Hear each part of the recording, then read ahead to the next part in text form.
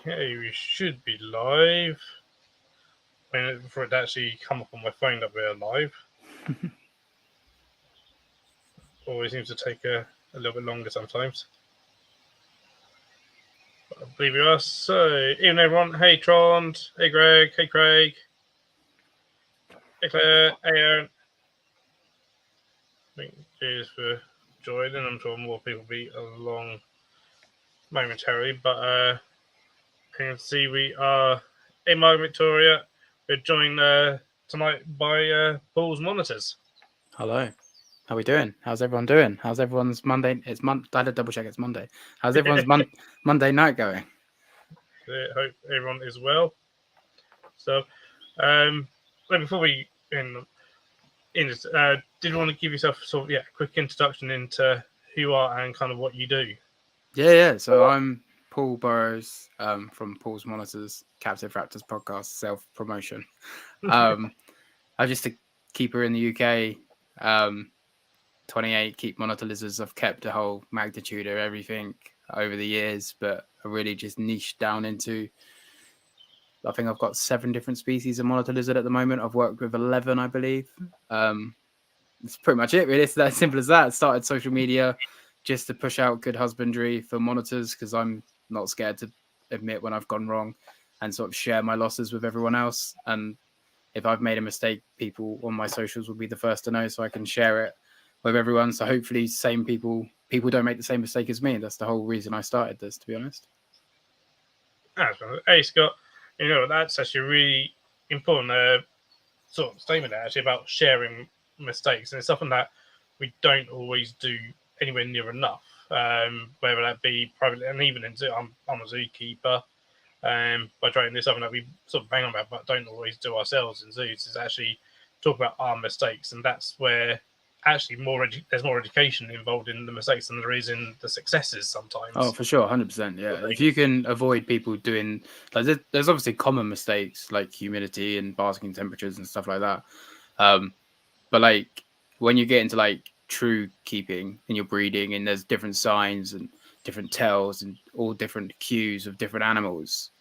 If I've learned something that's caused detriment to my animals, why am I not going to put it out there to try and help other people's animals? Because I really struggled when I started keeping monitors because I'm assuming it's the same with most communities. You can tell me about if it's the same in the insect world, but monitor keepers gatekeep, so they keep all their information close to their chest, and they're like, "No, we've spent years trying to work this out." And whereas I was like, "We're all in the same boat. Like we're all trying to help like captive varanids." So I keep all that I've kept, but I was a shadow of the hobby. And then a year ago, I was like, I've had enough, so I just started a social and it's taken off. And I think it's because I am so honest and I have so many opinions. And when you're opinionated, people tend to like that for good or bad.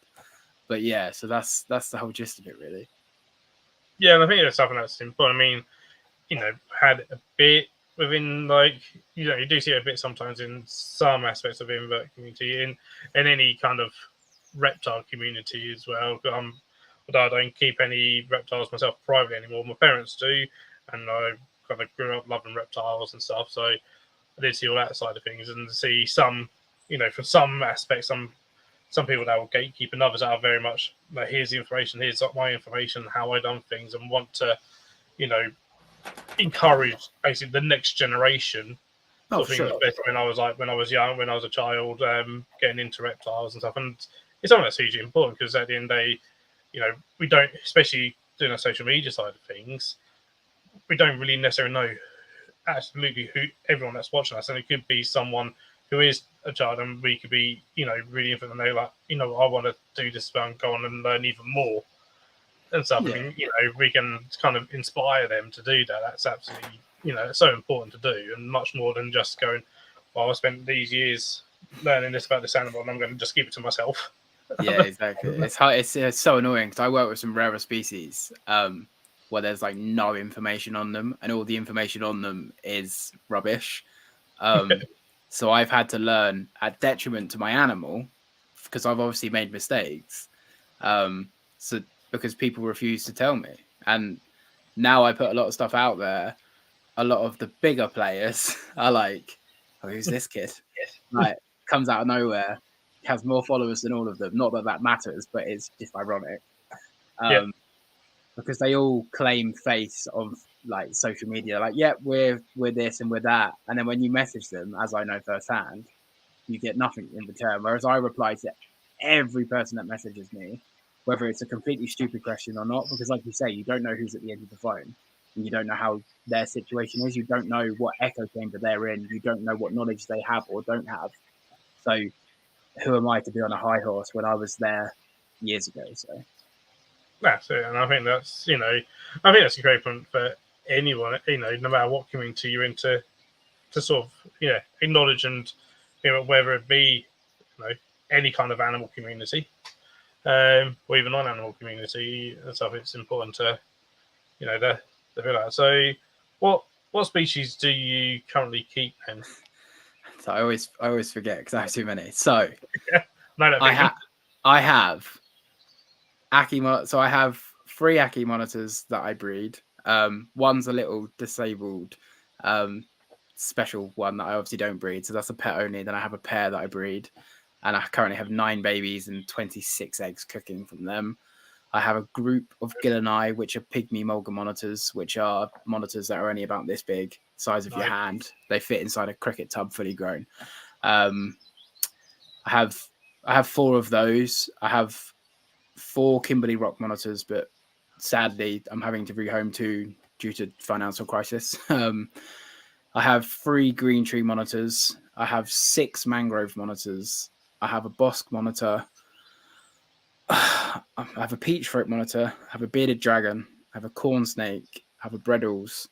I've got, let me try and get the Latin for you, a grammostola pulchra.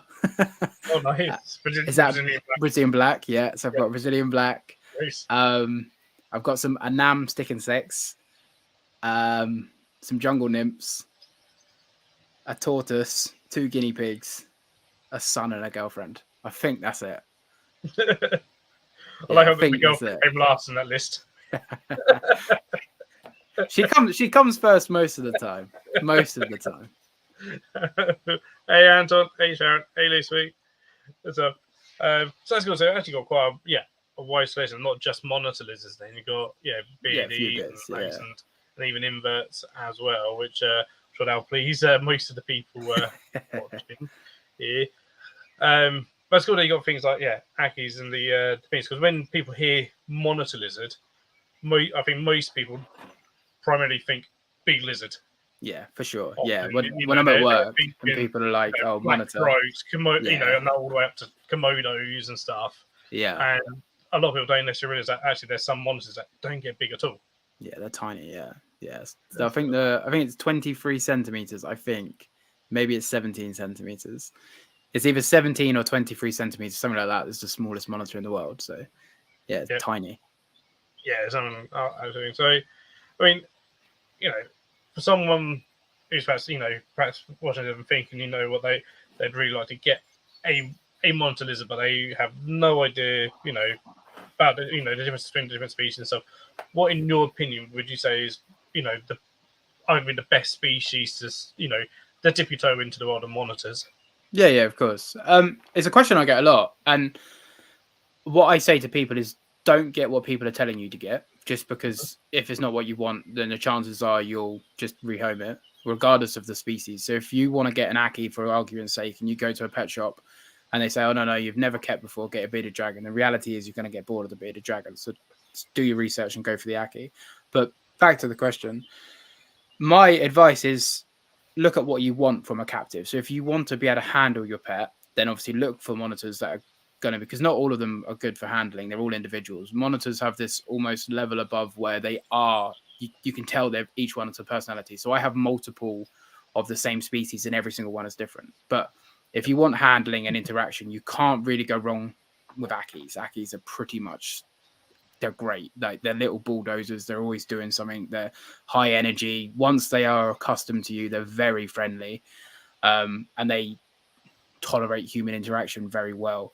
But then also, if you don't want an Aki and you want, for example, something that's going to be incredibly active and always out on display and stuff like that, then and you haven't got a lot of space, you could go for something like a pygmy mulga monitor, which I am new to myself, but they're like meerkats, so they're always doing something. But if they're not doing something, they're just perched and you can see them. So they're pretty cool. But you have to look at what you want from your captive with all reptiles. So if you've got your three top things that you want, I want to be able to see it, I want to be able to interact with it. I don't want it to bite me, for example, or have a least chance. Then you can start to work out. You can rule out the other stuff. But for the most part, Akis, I don't know why Savannas or Bosks get recommended for beginner monitors because they're far from it. No, definitely. Yeah, but Akis are pretty good. Pygmy Mulgas also for people that don't have a lot of space, because like I say, you could house a pair of Pygmy Mulga monitors in a 3 foot by 2 foot by 3 foot vivarium, and that would be okay for their life. I'd recommend bigger, but you could definitely get away with the biggest Exoterra for a pair. My 4 were housed in an Exoterra. I've upgraded them now, but the guy I got them from had them in an Exoterra. They were breeding in the Exoterra, so just goes to show you don't need.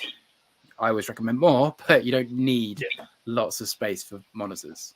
Yeah, no, I'm totally agree with that sentiment as well. We said straight off, or look at what you want from Fair. I think that's super important. Again, so many people they don't necessarily think of those few things first before dipping their toe in and getting something. And even to this game, it baffles me why Bosks are always recommended over stuff like an Aki and stuff. When Akis are definitely, I've kept both. Loved the Akis when I had those. Yeah. They were definitely easier to keep than the Bosks. And just absolutely fantastic. And I remember years ago when there's an article on Akis where they were kind of being predicted to take over from the popularity of Bearded Dragons. For sure, they are great. Like they've come down a lot in price recently, which is probably the benchmark. What stops some, because you could pick up a Bearded Dragon from pre-love for like 30 quid. Akis have come right down now. Like I only sell mine for £100, which is not a lot for what they are, No, not at all. Hey, Raymond. So I have to be careful, because otherwise Raymond will start flirting with us all. We don't mind a bit of flirting every now and then, Raymond. Hey, Leah. So, that's cool. So actually, on Bosk, Reese has just put any tips on raising a baby Bosk, like how often to handle it to get used to being handled. Okay, Reese, I'm probably going to debunk everything that you've read. That's what we like. I won't go into this whole thing because this will be the whole podcast. Basically, long story short, don't touch it. Just leave it alone. You have to imagine that these animals, they're wild caught. So these are 100%, unless you happened to have brought it, if you're in the UK, brought it from Dean Cheatham, the only person in the UK who's captive breeding savannah monitors. It's a wild animal and it's been ripped from Africa and it's been thrown into vivarium. And I'm not going to judge or pass comment, but let's just say, for example, you've got a halogen and a UVB. To that savannah monitor, now your enclosure is very dark. So it's used to being on the plains of Africa, and now it's in this dark box with all this foreign substance just every day, so it's incredibly stressed. Leave it be. Don't touch it. Eventually, once it starts to habituate into its new house, you can use food to build a gap. So you can tongue feed, and don't get disheartened. Sometimes it takes months, but my biggest pet peeve with monitors is people that go in there, chase them around, have them in their hands, exhaust them, and then they're just like frozen because they're like, I'm going to die, I'm about to be eaten. They've essentially given up at that point. And people go, they're used to it. It's like, no, it's actually just... And then, exactly, people are like, look how tame my monitor is. Anyone that does that, I can guarantee you, doesn't know what they're talking about or doesn't respect the animal. Don't get me wrong, I'm not. Everyone thinks I'm anti-handling. I love handling my monitors. For the most part, they all hate me, but I love handling my monitors. But the reality is, keeping reptiles and keeping monitors especially is a very selfish game. We do it for ourselves. We don't do it for them. So I try and put their needs before mine. I would love to go in there and hold my animals every day, but I know they would hate it. And if you're caring for your savannah properly, you've got this animal for 25 to 30 years.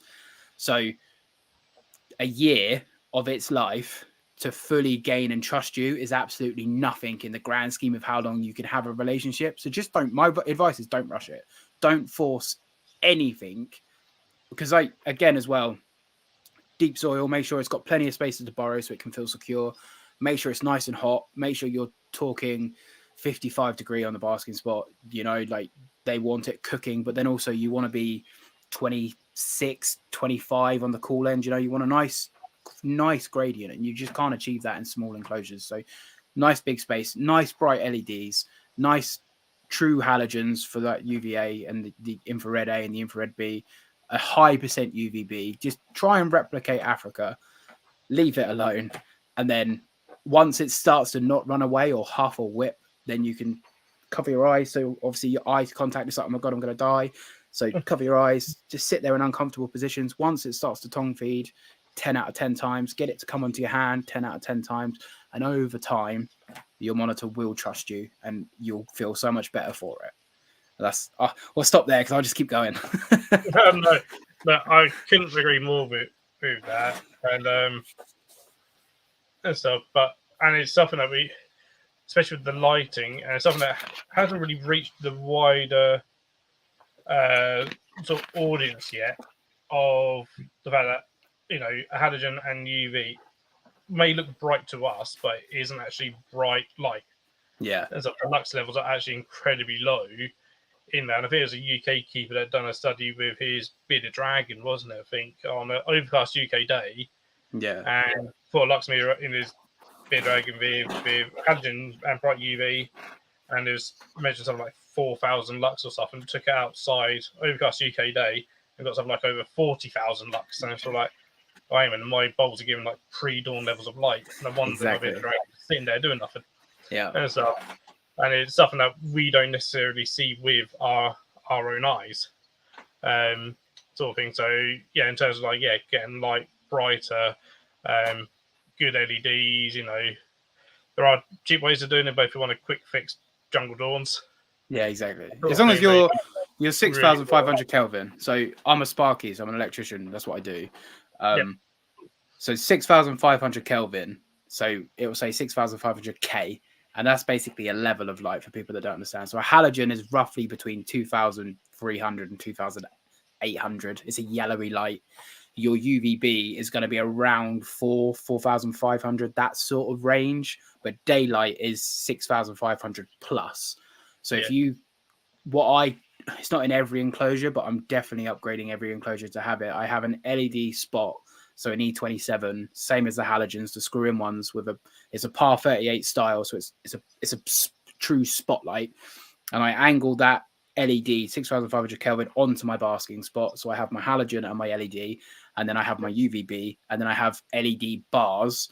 I love the jungle dawns, but let's be honest, they're expensive. So I do sometimes buy from Amazon. I buy LED battens. I make sure that IP 60, 66, 64, which basically just means waterproof. So if I spray them, no one's going to get electrocuted, because you do have to be careful with electrics because it can create like a bit of static in the air and animals react differently. And I won't go into all that sort of stuff. So don't go cheap, just because make sure you are buying still sensible. But I would recommend just saving up and buying the Jungle Dawn if you're unsure, because I've got a few of them and they're so much better than the cheap ones that I buy. So save up for a few months and treat your animal to an LED Jungle Dawn and you won't regret it. Definitely. So they just put a Terry that their old boss used to love coming out. And I think eventually you can get them to the point where they do love coming out and they'll come out of their own accord. Yeah, this is it. Like I say, please, guys, don't think I'm anti-handling at all, because I'm not. I'm all for handling animals and interacting with animals. That's why that's why we all do it. Like, one, to watch them exhibit natural behaviors in an elaborate Bavaria that I would never probably see in the wild.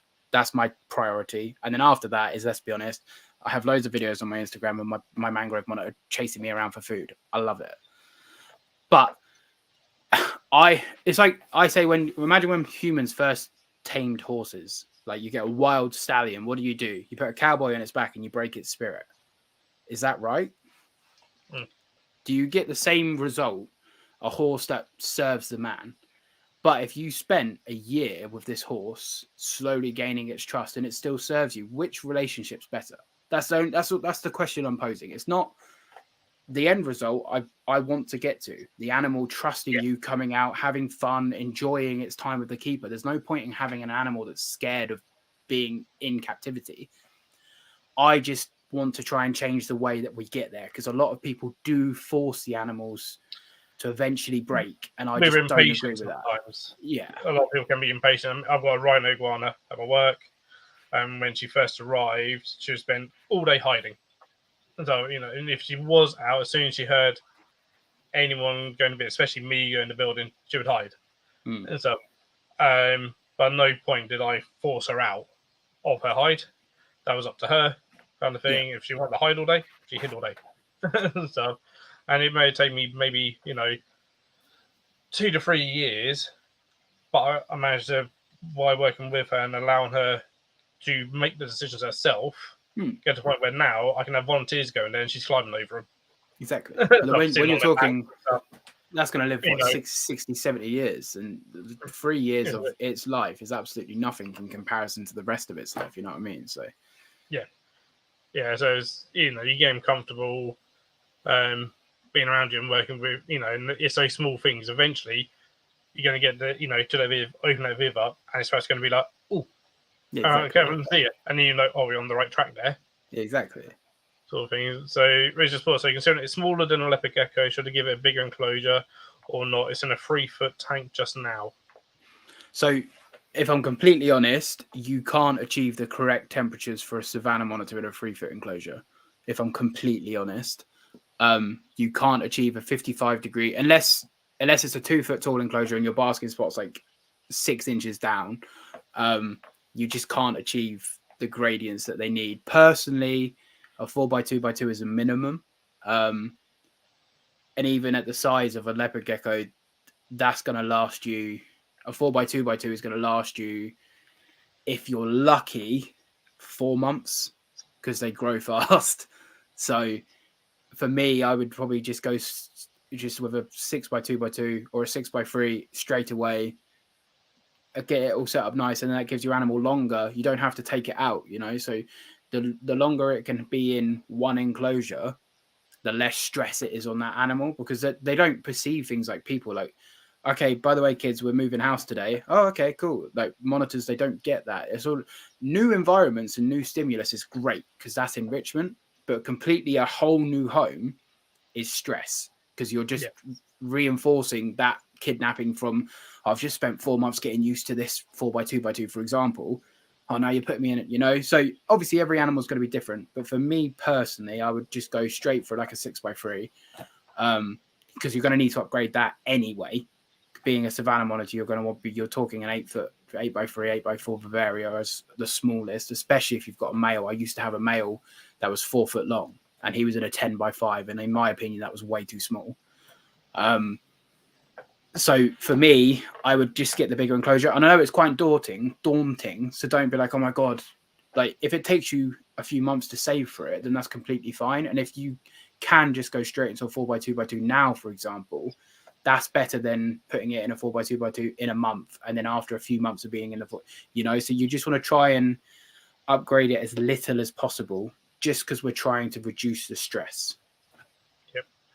Yeah. And I certainly know, like, my parents, my parents have had bosses over the years. They don't have a boss at the moment. The last one they had came from a shop that it wasn't being kept particularly well. It was sort of in the back room and a very, very small enclosure for it.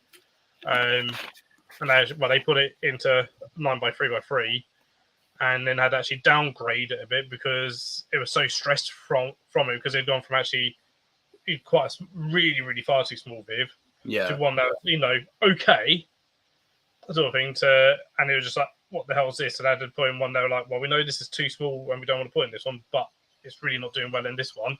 Yeah. And I had to downgrade it to, I think they downgraded to like a 5x2x2 for a bit. So, until it was like, okay, I can come out and and start actually being a boss. Like, right, let's try again back in a bigger one. Yeah, some people, don't get me wrong, like if socialization is your priority, smaller enclosures do work better. It forces the animal to interact with you just because it has less places to hide. So I'm not against smaller enclosures. I just know you can't achieve a 55-degree basking spot and a 24-degree ambient, 25-degree ambient in a 3x2 because I've tried. I just know you can't do it. So yeah, no. Hey, Max, I missed you there.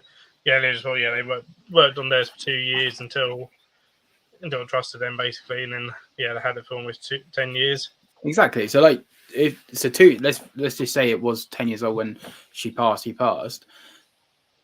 Majority of her life was trusting. It wasn't, the start wasn't stressful. So I'm all for that, and obviously it shows how much work you must have put in the first 2 years if it was coming out willingly, So mine comes out all the time now, but it took me just shy of a year to get to the point where would actually be okay with me, So it's all.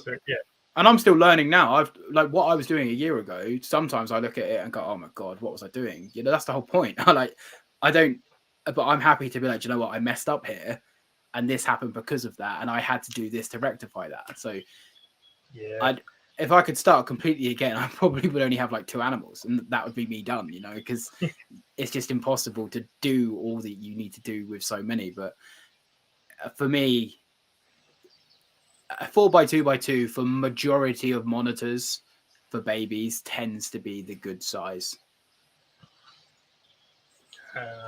Hey Jackie, hey Steve. Obviously, just bought stuff and dropping here. So when he got his from a shop, it was on a 1-foot viv with a heat map shocking. Yeah, that's Jesus awful. Christ. I've seen worse. I won't get into it here, but I've seen worse. That's bad, but I've seen some stuff with savannas that honestly, like, I didn't sleep for 4 days. It's honestly what some shops do is disgusting because they come in just so many of them from the wild. I think the sad thing about Boston Savannah monitors is they've almost, unfortunately, sometimes seen as a throwaway animal. Yeah, they for sure are. So many places, and no animal should be seen as that. It doesn't matter what taxa it is or whatever. No animal should ever be seen as a throwaway animal, and unfortunately, you do see that sometimes by the fact that they're all come over and they're all super cheap. What they are. Yeah, they are. And stuff, and they're far too cheap. And the information from shops and even at the shows and stuff just doesn't get passed down. Like the amount that you see that are just morbidly obese because they've been fed on rodents and chicks and stuff. Yeah, and they have not been kept hot enough. They've just been kept at 40 degrees. They've been fed rats. They can't digest the food properly. They don't even stand a chance because even if you were feeding rats and you had a 60-degree basking spot, they stand a chance to digest it. But the food just rots in their stomach. They get fatty liver. The money it costs to feed a savannah properly, you have to remortgage your house. Like, I'm not exaggerating. My savannah costs me more than probably, forgetting my mangroves because they eat like kings. But like, let's just say all my Ackies, my Kimberleys, and my Gillenai. So I have those 8 monitors are the same as the one savannah. Like, just put that into perspective. You can have 8 other amazing monitors and it'd be the same price. Feeding obviously has a lot more electric involved, but even then though, my savannah's got. So what does she have? She has 2 6-foot LEDs, 1 5-foot UVB, 2 100-watt halogens, and 1 mercury vapor. That's a serious amount of energy. Running 14 hours a day. Just her. I didn't even want her. She was a rescue. You know what I mean? She cost me so much. She's only small as well. Like, let alone if and when she ever gets massive. I'm pretty sure it's a girl, so she should stay small. And because she had a bad start to life, she should stay small. But that lizard cost me a lot of money. A lot of money. Absolutely, yeah. And here's the thing, like, and you see, people that do, my parents do, Terry do, or animal displays, AL licensed, and go around. But you still see people that do that with morbidly obese. I've seen it before. So they had it basically on a cushion in a field with no heating on it whatsoever. And I was like, well, what the hell are you doing? Yeah. Like, that's really not portraying that animal well. At that same show, my parents had a store, display, had a boss in a bib, kind of thing with full, with lighting and stuff, and with a big thing saying this is temporary, as much bigger at home, and stuff. And people are like, how comes yours is so much sort of slimmer than that one? Is yours underweight? It's like, no, that one's morbidly overweight. That's a problem, though. I'm glad you brought that up, because a lot of people see on the internet, they see a savannah and they assume that's how they look. Like a savannah, monitors should be like an hourglass figure. So you should get the head sticks out and they come out like that. And as they get to the hips, they dip in. And as they come past the hips, their tail base comes back out. So they have the hourglass figure. And they get this lateral folds. You've got the folds on the side of the body. If they aren't gravid or they haven't just had lots of food, if they don't have the lateral fold, it's overweight. And the reality is, including my own, the only animals I have that aren't overweight are probably my mangroves, because I can get them out to run around for food. Because monitors, they're roaming and roaming and roaming and roaming. You could put them in the biggest enclosure ever. They know that you're just going to throw them a rat or throw them a locust. You have to really make them work and starve them. Like make them really work for their food, not feed them for 5 days. Make them really work for their food. Otherwise, they will just get overweight, and they might not be unhealthy overweight. There's a difference between like a chubby, okay, it's all right, and an obese savannah. But the reality is 95%, I'm making that number up off the top of my head, but most monitors in captivity, including my own, are overweight because we feed too much and we don't do enough enrichment with them. And it's the same in zoos, and I'll go same for a lot of reptiles in captivity. I mean, something I talk about actually at my work is that actually the vast majority of reptiles are overfed because we think very mammal-centric. And we go, well, we need 3 meals a day, so surely, this reptile needs to eat every single day, and forget that actually, no, they may only need to eat once a week or even once every couple of weeks, or exactly, depending on the animal, maybe even only once every few months, depending, if it's a large snake or something, potentially. No, exactly. Especially if they're not having to expend the energy they get from them. Something that, I found really interesting at the AHH conference when, they said that reptiles get 90% of their energy from light. Exactly, yeah, it's mad. From the food, and something weird the opposite way around. Yeah. It's savannas as well, so they have a winter period. A lot of monitors have a winter period, and especially males, they basically become anorexic. But yeah, they basically become anorexic and they just live in trees. They become arboreal in the winter period, and they literally lose like half their body weight. So don't be scared to starve them, especially if you're wintering them. It's great for their metabolism, so just starve them. Yeah, and it's all part of their sort of natural makeup. Even like, exactly. Hey Mike, hey Jim.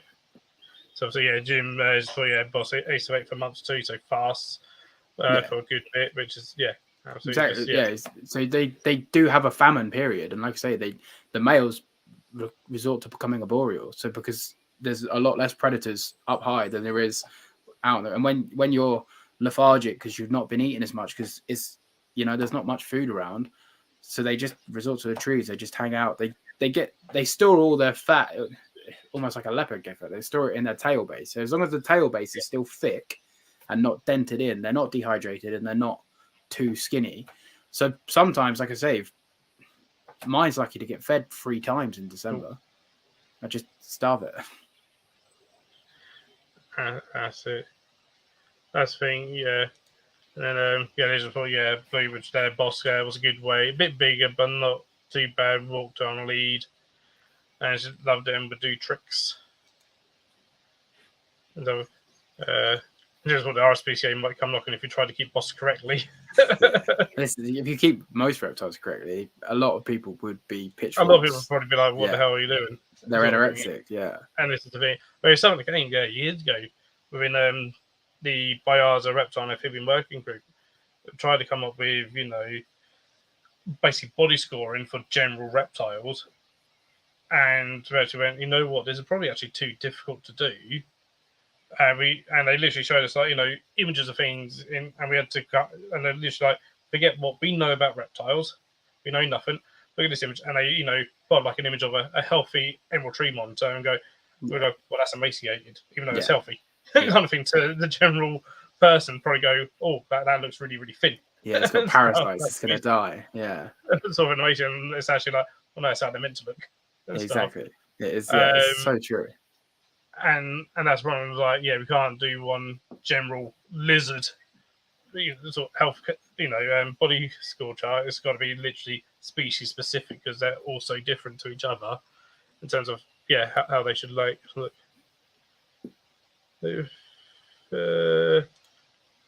So Mike Shred was putting Dave Kaufman's video. He said they didn't leave the tree, I'm guessing, for 3 months or so. Yeah, which is true. Like they just resort to becoming arboreal because there's too many predators on the ground and they're not as big and strong as they want. So it's their ecology. That's what they do. They're evolved to survive this sort of stuff. So you can't deplete them from it. So it's good even if you only do it for a month because, like you say, we're like, oh, they need to eat every day. Even if you just give them a month, but you have to ramp down. You can't just be feeding your animals 3 times a week and then all of a sudden out of nowhere feed them nothing. You have to season them. So for me, I season all of my animals regardless of the species and I do it accordingly. So as we get into spring and summer, they're being fed a lot. It's getting hotter. They're all firing on all cylinders. As we come into autumn, I start to ramp down. I start to dry them out a bit because obviously you don't want to be cold and wet because that's when you start getting respiratory infections. You start getting issues. So in the spring and the summer, they're getting sprayed every day. They're getting humid. They're getting hot. They're getting food. As we come into autumn, they're starting to dry out. They're starting to cool down naturally with the outside. I give none of my animals nighttime heating. My room gets to 16 degrees sometimes. Everyone's like, oh my God. I'm like, they're fine. Like they're fine. Their basking spots stay the same. Their ambience change throughout the year. Their humidity changes throughout the year. They all have microclimates. They all have humid hides. They all have big water bowls that they can get in. But people, I think, overcomplicate it and keep them at a stable X degree, 365, and the animal's metabolism just can't. It needs, obviously, depending on the species, do your research, but some species are going to be different to others. Like Australian ones in certain areas are going to be 10 months of the year firing all cylinders, whereas African monitors are only going to be 7 to 8 months of the year firing on all cylinders, And there's some parts of Australia, they have 6 months of just nothing but rain. So again, it's good to know what you're keeping so you can try and replicate it. And especially if you're trying to breed, you have to do stuff like that to stimulate it. So yeah, absolutely. So then, it's what the Nile is a completely different story and still working, and that's going to be a work in progress, I think. Shameless plug. I did one yesterday on my channel about Nile. So if you are interested, I speak to a guy who's got a really social Nile who's done it, in my opinion, a correct way, by not forcing it, leaving it be, earning its respect. And now he's building I forget how big it was. It was like a 10 by 10 by 7 enclosure or 10 by 10 by 6 or something like that. Massive enclosure for this Nile monitor, so it's pretty cool.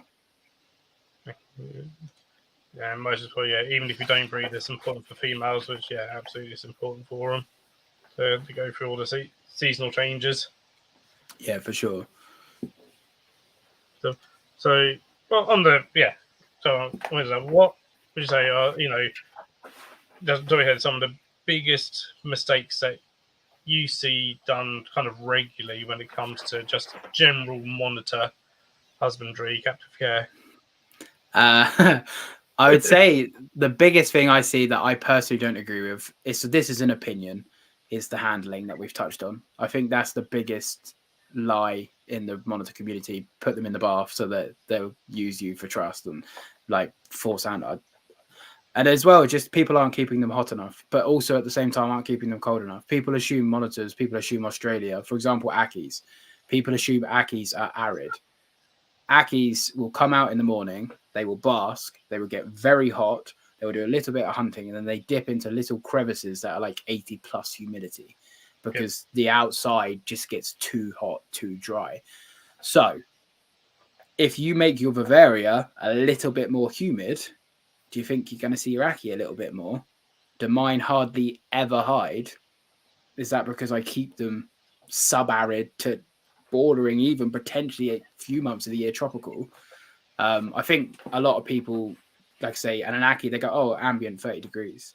My Ackies can easily get down to 24, 25 degrees if they want to. Oh, yeah. With monitors, people, what they tend to do is they have a 4x2x2 footprint. They stick 100-watt halogen in, and then it gets to 55 degrees, great. But then 2 foot of the vivarium is 40 plus degrees. So it's about learning to manipulate your basking spot. So you've isolated it. It was still big enough to cover the animal's body, so you're not getting any like thermal burns. But also, so the rest of your enclosure does drop. It's a lot easier when you have bigger enclosures. So like a 6-foot enclosure is so much, because if 2 foot's at 40 degrees, you still have a 4x2x2 based on a 6x2x2 at your 28 down to your 24. So I think size of enclosures, heating, hot and cold, handling is always a hot topic. People are so quick just to take them out and play with them. I'm guilty for it. I do it, but it is in a way wrong. And then diet as well. I think a lot of people like the fact that a monitor will eat anything, so they feed them a high protein. When they should, majority of species that we're keeping outside of Salvatore water monitors, Panoptes Argus monitors, and let's just say Niles, for the most part, the rest of them are 90 to 95% insectivorous. The odd bit of fish, prawns, like crustaceans, but for the most part, you don't want to be feeding like the common 5: savannas, ackies, gillini, kimberleys, and off the top of my head, another relatively common one. But all the dwarf ones, Tristis, are common at the moment. You know, there's not really that many common ones here. Thinking about it, because to me they're all like just common. But I'm trying to think what you see in a pet shop. It mainly is just ackies and savannas. Normally, ackies and bosks, isn't there? Yeah, They're like the two that you know most people are likely to see sort of available unless they look, you know, more special shops which may have Kimberley. I mean, Kimberleys are beautiful. Yeah, so, they're very cool. But again, it's just all bugs, like bugs. Yeah. It's good to give them a little bit, because Kimberleys they're a lizard specialist, you know, and we can't really feed lizards here. So a pinky now and then that they've really had to work for, fine, it's completely fine. But a pinky a week that you've just tongue fed is just fat. It's just like us having a McDonald's. Like, the Kimberley's gonna love it, but it's not in a few years. So yeah, and that's the difference. And you sometimes see, especially certain social media channels and stuff where they'll have these and not just necessarily monsters, but other reptiles and even amphibians that are just dumping piles and often live rodents in for them to eat and chow down on and stuff. And you're like, it's really not going to do the animal any good. No, that's it, especially if they're cold. If you're not 50 odd degrees, you know. Although I am, since AHH, I've been speaking to Roman and I'm learning more about that, in the sense of the power factor and the watts per square meter. So I'm gonna buy a meter and I'm gonna learn about that, and I'm gonna try and do that more in a layman's terms so most people can understand it. But around the 50-55 degree mark is good for majority of monitors, as long as they can get down cold, because they're going to sit under there for 30 seconds. That's all they need. Boom, they're off, and then they're back a minute and they're off. You know, if your monitor's basking for a long period of time and it's not first thing in the morning and they've not just had lots of food or they're not gravid, then the basking's too cold. Like if your lights have been on for 4 hours and your monitor decides to bask for 45 minutes and it's not been fed in 3 days, it's just too cold. That's just the reality of it. And if it's basking really short and it's fanning its legs up like that, then it's too hot, and you just adjust accordingly, you know? Yeah, that's it. And I think that goes for pretty much all reptiles, and that's something that over the years, because going back, I've been keeping reptiles for sort of over 20 years, and initially we always thought if the animal was sitting underneath their basking lamp for hours on end, we was like, oh, it really likes that light. It's loving that light. And that's what we thought. Yeah. We all thought that. And it isn't until even just the past couple of years, really, that it's kind of, the information's kind of, got out there a bit more and gone, well, actually, no, we really want them under there no more than like 5 minutes at a time. Exactly. That's what, unless it's first thing in the morning or they've just had food. They don't need to be. They should be under and then off, kind of thing. And even then, the information is there, but it's, it hasn't trickled down to the whole of the keep, everyone that's keeping yet and stuff. And it's still, people that are like, oh no, it loves this because it sits under it for for 3 hours a day. You're like, yeah, no, it's not warm enough then. Kind of Another thing. one that I just think made it's me. the Tortoise Trust in America that done it first with wild and captive tortoises out there with thermal imaging cameras, and Okay. like looking at them and kind of like, what, yeah, again, real hot spots at the top of their shell, but the rest of the body's stone cold essentially. Okay. Yeah. And stuff. And then like Chester Zoo, then tested with their Komodos and found exactly the same thing. I'm like, okay, yeah, we need to shake this up. Kind of thing. It was That's only maybe mad. like Yeah. 5 years ago or so that Yeah. even zoos that was like, we're like looking and go, oh yeah, we've been doing this wrong. Kind of thing. It is And so mad. it's Good though. It's good because we're evolving. We're learning and we're growing, and it's it's something that I'm still learning and trying to take on, because we all want the same thing. We all want our animals to have the best lives possible. So it is important to not gatekeep, and when you learn about it, like, I don't understand it well enough yet. I've got it in my brain, but I don't understand it well enough yet to try and explain it layman terms. So I want to play around with things and I want to experiment, and then I can say to people like, do this at this height with this bulb and this is good, and I found this and this is why, and I can explain it all. And that's what I'm trying to do, just with my stuff. Really, it's just push out stuff that's just bettering the lives of our captives, and try to have a bit of fun with it at the same time. Absolutely. Hey, Steve. Steve's a tired one today. Hey, right, Steve. I'll put your links back in the chat again. One of some things that like perhaps people don't necessarily think about doing that, but I shoot. I saw.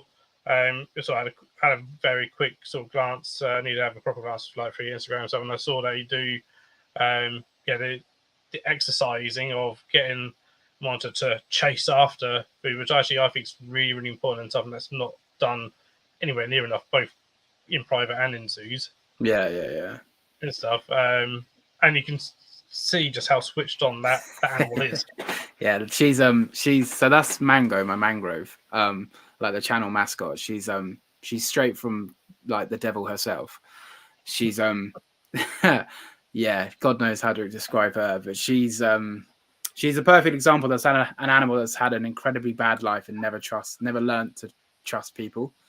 But she's incredibly athletic, incredibly highly strung. She can move 8 foot in the blink of an eye.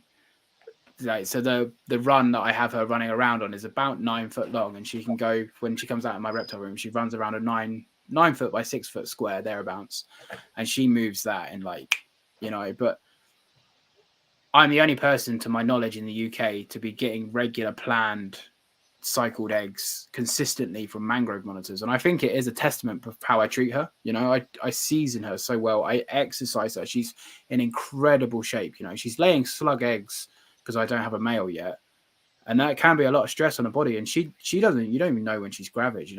She holds it so well. Like Dave Kushner was saying at AHH, that the monitors, they hold it when they're in the wild and they're muscular and they're tight, but again, when you just feed a monitor and you just put the food in there, there is no enrichment. There's no stimulus. There's no, because the monitors, they're sight hunters.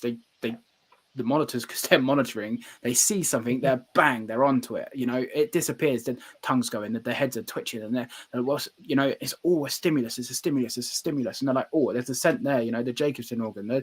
They're like the snakes. They have the forked tongue. They can pick up the scent. They follow it, and it's all going like this. Like I'm speaking now, just crazy. Oh, it's there. Bam, bam, bam, chase, bam.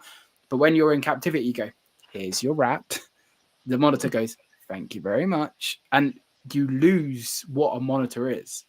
So it's so important to stimulate them mentally, regardless. Even just going outside, finding a stick from a safe place. If you need to treat it. But putting it in the enclosure overnight, when they wake up in the morning, there's smells everywhere. And they're like, what the hell? And every now and then, even if you want to scent it, get some locusts, scent them with mice, scent them with chicks, just to get a different smell. And it's a bit horrible for the locust, but hide it under the water bowl.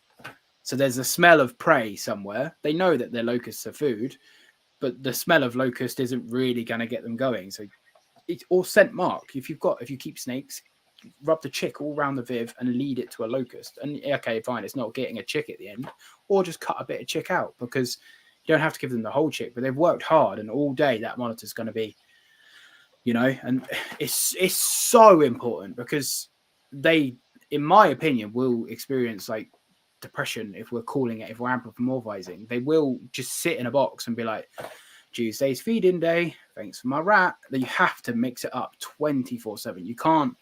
It's exhausting, and like sometimes I slack, and sometimes I'm like, oh, I haven't done anything for a week for this one, and I can tell because it's just sat on a log doing nothing, because I'm like, oh my god, and then I have to change the whole enclosure, like turn the dirt, turn the soil, go and get some new moss, throw it in, go and find some leaf litter, go to Morrison's and check out the frozen aisle because they've got some amazing fish. So find an octopus and then feed your lizard an octopus because you've probably never had one before, and just silly stuff like that. And I get excited thinking about it and watching them. Like when I fed my crazy mangrove a whole fish, and she pinned it down and she raked it and pulled it apart, almost like carving, and then picked little bits out. And normally she's a psychopath and she's just like bam, bam, bam. But this time she was instantly collected, and you could see her eyes dilating, her tongue going, and she pulled this fish apart, raking, and she ate this whole fish almost with a knife and fork. And I was so amazed. I sat for 2.5 hours just watching her eat a fish because it was so big that she couldn't swallow it. She had to. The fish was, I don't know, I think it was about 2.5 foot. She's about 2.5 foot. So the fish was the size of her. She ate the bloody whole thing over the space of like 6 hours. But then I didn't feed her for 2 weeks because that was that done. But I still got her out, still let her roam around, still gave her all the enrichment. But something as simple as that, and I think it was discounted from Sainsbury's. I think it was like £2 or £2.50. I was like, oh, mango, I love that. For £2.50, like 6 hours of enrichment. Like, it's a no-brainer in my opinion. Yeah, no, absolutely. And it's something that, not necessarily I would say not a lot of people, especially, people that, just got one or whatever, would even think about, like, well, I can get the food just from down, go down to the supermarket and look at the review section for the fresh fish and stuff. Yeah, exactly. But I know Leo and Terry do all the time. Their sort of thing they do it quite often. Of like, let's see what's on offer and stuff, and see what's different. So like again, when I had my Ackies, every so often, putting some different stones in there for them, and that would just keep them entertained for hours, just checking these stones out. Like, what's this? One of the best things I've ever done, and it's just a complete fluke. Is when I was breeding lots of mantids at the time, and I had basically all the maggots hatched out at once. I had all these flies, so I was like, "What do I do?" I was like, "No, I'm just going to stick them in the Ackies and see what happens." Yeah. And I know I was just sat there watching them because they were like, "Oh my god, what's this?" You had to think about like, "Hey man, I've got to catch stuff that's flying around." It's so cool, man. It's so and then cool. just seeing them jump up to catch them out the air and stuff, and like I proper see that the brains completely like clicking and going, "This is different. This is different. This is fun." And really getting fun out of it as well. You can see that they were having fun doing it as well. It's for sure. It's different prey is the thing. Like I was trying to breed katydids and I haven't had much success. So one passed away. So it just passed away, must have been overnight. So I fed it to my green tree monitor, and in the wild they'll be predating mainly on katydids and stick bugs. And I've got a video of it somewhere, but this tree monitor, he's normally quite an aggressive feeder anyway, but he shot across the viv and he literally grabbed it with his hands. Like he took his hands off and grabbed it like this, and he's holding himself up from his back legs, used his tail as an anchor, and he grabs it like this and brings it to his mouth. And I was like, you're not a person. How have you done this? And I've never seen anything like it. Like no videos. Like I've seen them use their hands, but he literally grabbed it. And I've seen monitors pin stuff, but this was, and I'm glad I caught it on video. But he literally grabbed it and brought it to his hands, and it was. Don't get me wrong. It's not like in my head. It was like a movie, and it was about an hour. It was about 4 seconds of him like just grabbing it, and I was just like, "What?" All just because I fed him a katydid. Like, when I only feed adult locusts because I love them because they fly around everywhere and they're just sporadic. Yep. So I don't really like doing fifths because I like I said, I like the ones that go crazy. And a monitor just be minding its own business, happens to upset the locust. The locust just freaks out, and all of a sudden, this monitor's bam, like you say, jumps, boom, and then, especially with Kimberleys, I'm finding Kimberleys really strange because food will walk right past them, they couldn't care, but if it jumps past them, that's it. The Kimberleys like bam, and it's that movement that gets them. So you've just got to keep mixing it up all the time, and like you say, just adding a stone that you find at the beach. You know, that new smell, that new texture, that new taste, that new stimulus in the environment.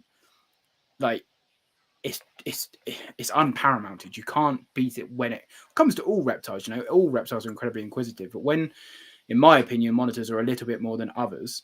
So you do have to. I notice my lizards become very lethargic if I haven't done anything within 3 days to stimulate the enclosure, and it makes me feel very guilty. So I have this habit of having to do something at some point for everyone. Like I rotated around. I'm like, whose sticks haven't I changed? And same species.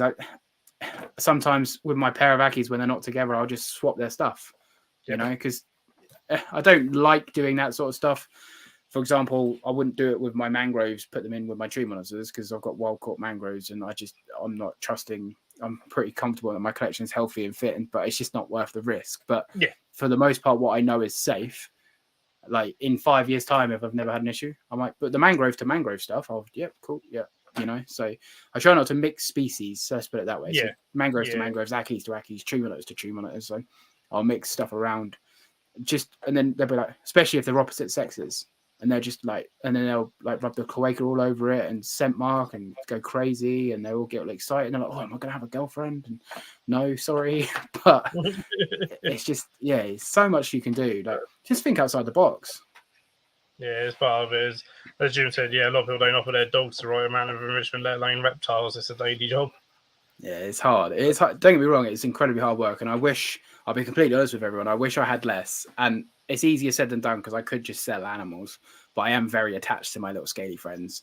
And I do wish that if I started again, I would just have a couple because I know I could give so much more to like 4 lizards rather than like, I think I've got 20. So, yeah. That's it. Yeah, and Steve's as well there. He gave his Ackie flies, and it's so fun to watch.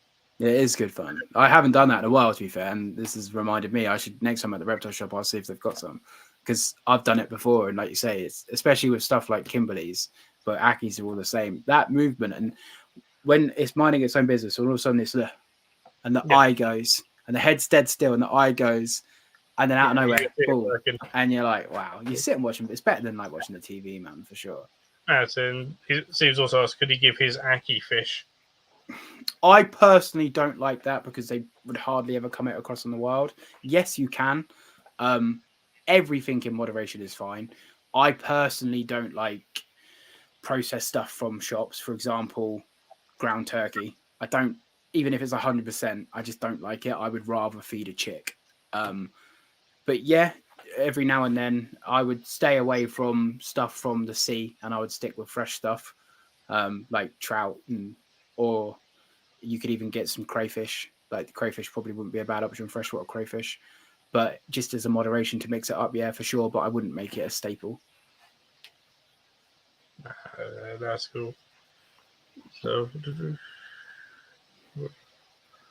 right, something else. That's a good one. Reese just asked, what's the largest monitor that you've worked with? So I was telling this story to everyone at AHH, and you haven't heard it, I don't think. So you get to hear it now. The largest monitor I'd ever worked with that I'd personally kept is a Verana Storienus, which is a blue tail monitor, which is basically a mangrove monitor on steroids, and the short person syndrome version of a croc monitor. And this thing was the smartest lizard I have ever encountered. When I first got it, I had three rubber wedges in each jaw. And it would sit with its claw and push like Indominus Rex style, Indoraptor style. And I'm not exaggerating. This is on my child's life. It would sit and push the wedges out one at a time, and then scratch the door like this. So everyone at AHH, like at the dinner, would just see me doing this because I was telling this story to everyone. And it would pull open the door and I would watch it and then come around the corner and be like, what are you doing? And it would sculpt back off into the shadows. So I brought some locks, safe to say. So then it started to dig itself out of the vent. And there were 2-inch soffit vents. And this lizard was 4 foot long. And the thing got out of a soffit vent, which is 2 inches, like circumference, 50 mil. And it got out of that, no idea how.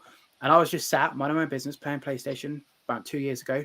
And I just heard clip, clop, clip on my laminate flooring because I wasn't living here at the time and it was in my kitchen. I looked down and there's this 4 foot Dorianus. And I'm only 5'8". So 4 foot lizard is very big. And I was like, oh, bugger. I like put my headset down, like trying to be calm because I know I've got to grab this thing, otherwise it's gone. And sure enough, it ended up getting behind the great big like 8 foot Viv stack, and it lived there for 3 days. And my girlfriend moved out because it was my kitchen immediately as you came into the house, and it would live behind. And I would set like humane traps with sticks and chicks and stuff. I'm not a trapper. I was trying to trap this like 4 foot lizard, and every day I'd come home, the chick would be gone, the trap would be set, and there'd be no lizard. And I would leave the Viv open, and I would leave food in the Viv, and the food would be gone, and the lizard was behind the Viv. And it was only like, again, I was sat playing the PlayStation one night and this story, I heard a clip and I was like, right, I've got you. And I just went, boom. Like, again, I don't agree with it, but I did. Just got him, put him back in the Viv. And then I ended up selling him to a guy who had a female to try and breed them. But yeah, the biggest monitor, I fed Komodos and stuff, but obviously they're not mine. But the biggest monitor I personally have ever owned it's just shy of 4 foot total length. And it was too much monitor for me. Let's put it that way. Yeah, it was literally like almost like something out of Jurassic Park. Like sitting there, it was crazy, man. Was like, what's going on? It was, and the teeth as well. They're not like, so they have croc monitor teeth, so they've got the straight teeth rather than the serrated back ones. And when I first got him, he had had like an ulcer, like a mouth infection. So I had to treat him like day one with Dorianus, and I basically had to peel his gum up and like rub like this. I can't remember what cream it was, but it was a certain cream from the vet, like onto his gum. It's so scary. It was so scary because like one wrong move, and like I was wearing welder's gloves because I need my fingers to live, you know. Without my fingers, I can't. And this is life-changing sort of injuries. And my girlfriend, bless her, she does help. Fee is great, she does, but she was like, "You're on your own," and I was like, "It's like 4 foot lizard." And in the end, I had to get like some of my mates to come over and help me because I couldn't do it safely, one for me or the animal.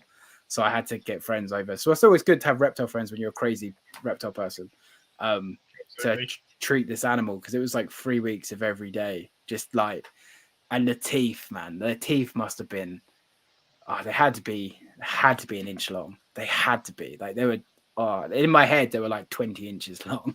They were just a bit, I was like, no, I definitely bit off more than I could chew at that time. Foresight, that was my getting an eye on monitor for sure. I was like, yeah, I've got a mangrove, let's get a Dorianus. I was not ready for a Dorianus. So, just put that. So, do you have any videos of that on your YouTube? I'd love to see it. I don't, sadly. I didn't do YouTube when I had the Dorianus. I've only been doing YouTube for like 10, 11 months. I had the Dorianus a couple of years ago, so sadly not. That one stays in the archives of my brain. Haunts me every night. Just clip, clop, clip, clop. Oh God. Yeah.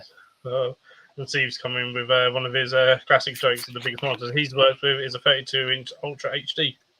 I've got a 55 or a 58-inch in my lounge, I think. So one up to you there, buddy. Reese asks, have I worked with big? There, Boss is the biggest I've worked with, so not really all that big, really. I mean, I still class them as a larger lizard for a lot of people. They are big, yeah. I don't know. I don't know if I can show you. I'll find a picture of my one I had back in the day. I don't know if I can have on the camera. Well, they've always been pretty sure sort of females have only been like around sort of the 3 foot mark. Sort of thing. Oh, nice hand. Let's see it clear enough on big screen. Look at that, stunning. So it doesn't look that big there, but that lizard is just shy of 4 foot long. And let me show you this video as well. This is an older video. This shows everyone. So that is a Bosque when you buy them, and that is them after 2 years. So that's the size difference in 2 years. They end up from the size of your hand. It was about 3 foot long in the video, in about 2 years, and that was a strict insectivorous diet. And he was at 3 years old. He was just shy of 4 foot long. That he was a big lizard. No, cool. Recently, as my parents, Bosque, after a good year or so of working with it, or my mum working with it primarily and getting it used to her and stuff, just by being in the around it and just doing little things, it became essentially an habituated animal, if you like, and would come out and was happy to be picked up and stuff and be they transferred. Do calm down. They're quite good. Okay. So but it just takes that sort of time. So we have gone past 9 o'clock, so there may be swearing and stuff. I think Michael's already put in chat that it's moist o'clock already. There you go. I've been trying my best. I don't have to try anymore. Stuff. So there may be sort of more swearing an adult conversation now, just in case any children are watching. We're going to, I was like, you started your social media. So when did you start doing sort of the social media side of things, you'd say? So I had Instagram just as an Instagram account. I didn't take it seriously. I posted every now and then. I started YouTube in May last year. So it'll be a year next month. I think it's end of May. So in a month or so, I'll be a year. And then I took Instagram seriously about a month before YouTube. So I've been doing Instagram about a year, and I'm on like 8,000 followers now, which is kind of crazy. Yeah, Instagram's gone kind of mad. And then YouTube just hit 1,300 today, I think. So yeah, doing all right. That's impressive in a year, especially doing again, you'd actually watch your videos and stuff. But I'm going to guess that you're going down the more educational route rather than sensationalist route, and the sort of classic, look at this, oh my whoa, God, this kind of thing. Yeah. I've been doing this, for 3 years, and it's taken me 3 years to get to sort of 1,500 subscribers. Yeah. I'm very grateful. I'm fully aware. Like, I speak to a few people, and people are like, especially Instagram. Like, Instagram for me has gone incredibly well, but I really struggle like selling myself because I don't think I'm deserving of any of it. But I think because I respond to everybody, that goes a long way. I take time for every single person. So on Instagram, I will be sending voice notes after voice note after voice note, and it takes up so much of my time. So much so that my girlfriend, sometimes Fee, she'll be like, I need you, like, off your phone, because I'm just like, right, what you need to do is go to B&Q, get some play sand, get some topsoil, and like, because I'm just so passionate about helping animals, because in my opinion, I know there's loads of people that does it, but in my opinion, when I started socials, there was no one doing what I was doing with monitors, in the sense of the education, in the sense of the outreach, in the sense of the sharing. Like, obviously there are people out there, but they were bigger, so they're not replying to everybody. And I'll be completely honest, it's got too much a couple of times, and I've had to take a bit of a step back, just because before I know it, my whole life is just telling everyone how to care for Akis. But then I should just make a YouTube video, then push people into the YouTube video. But I prefer Instagram to YouTube. I find YouTube quite a lonely existence because you're by yourself filming. So that's why I do the podcast now, because I really enjoy the conversation. But when I'm at home by myself going, do you want to see my Kimberly Rock monitors? I just feel, I don't know, it's not for me. And you can tell, if you watch my content and you know me, you can tell the difference between a podcast where I'm like this, I'm like, whoa, lizards, yeah. And then when I'm doing just like YouTube. But like, I film stuff that I think is interesting. I film stuff, I've just started a vlog, in the sense of I'm just filming what I'm doing in my reptile room, explaining why I do it, why I'm doing this, what I'm feeding on what day. I just had an Aki lay 27 eggs. It's not out yet, but I filmed that just to sort of explain the nesting and different bits and bobs, just silly stuff that people might like seeing live vicariously through me because I've got cool lizards, if I'm honest. And then there might be the odd little golden nugget drop throughout that go, oh, I didn't know that. But you're definitely better off messaging me if you want to actually know something, because I just cut to the chase. I'm just like, right, you're doing this wrong. Do this. I try and do it politely, and I try and help everyone. And I think that's why I'm doing okay, is because people are like, oh, he's just a normal guy trying his best, same as all of us, you know?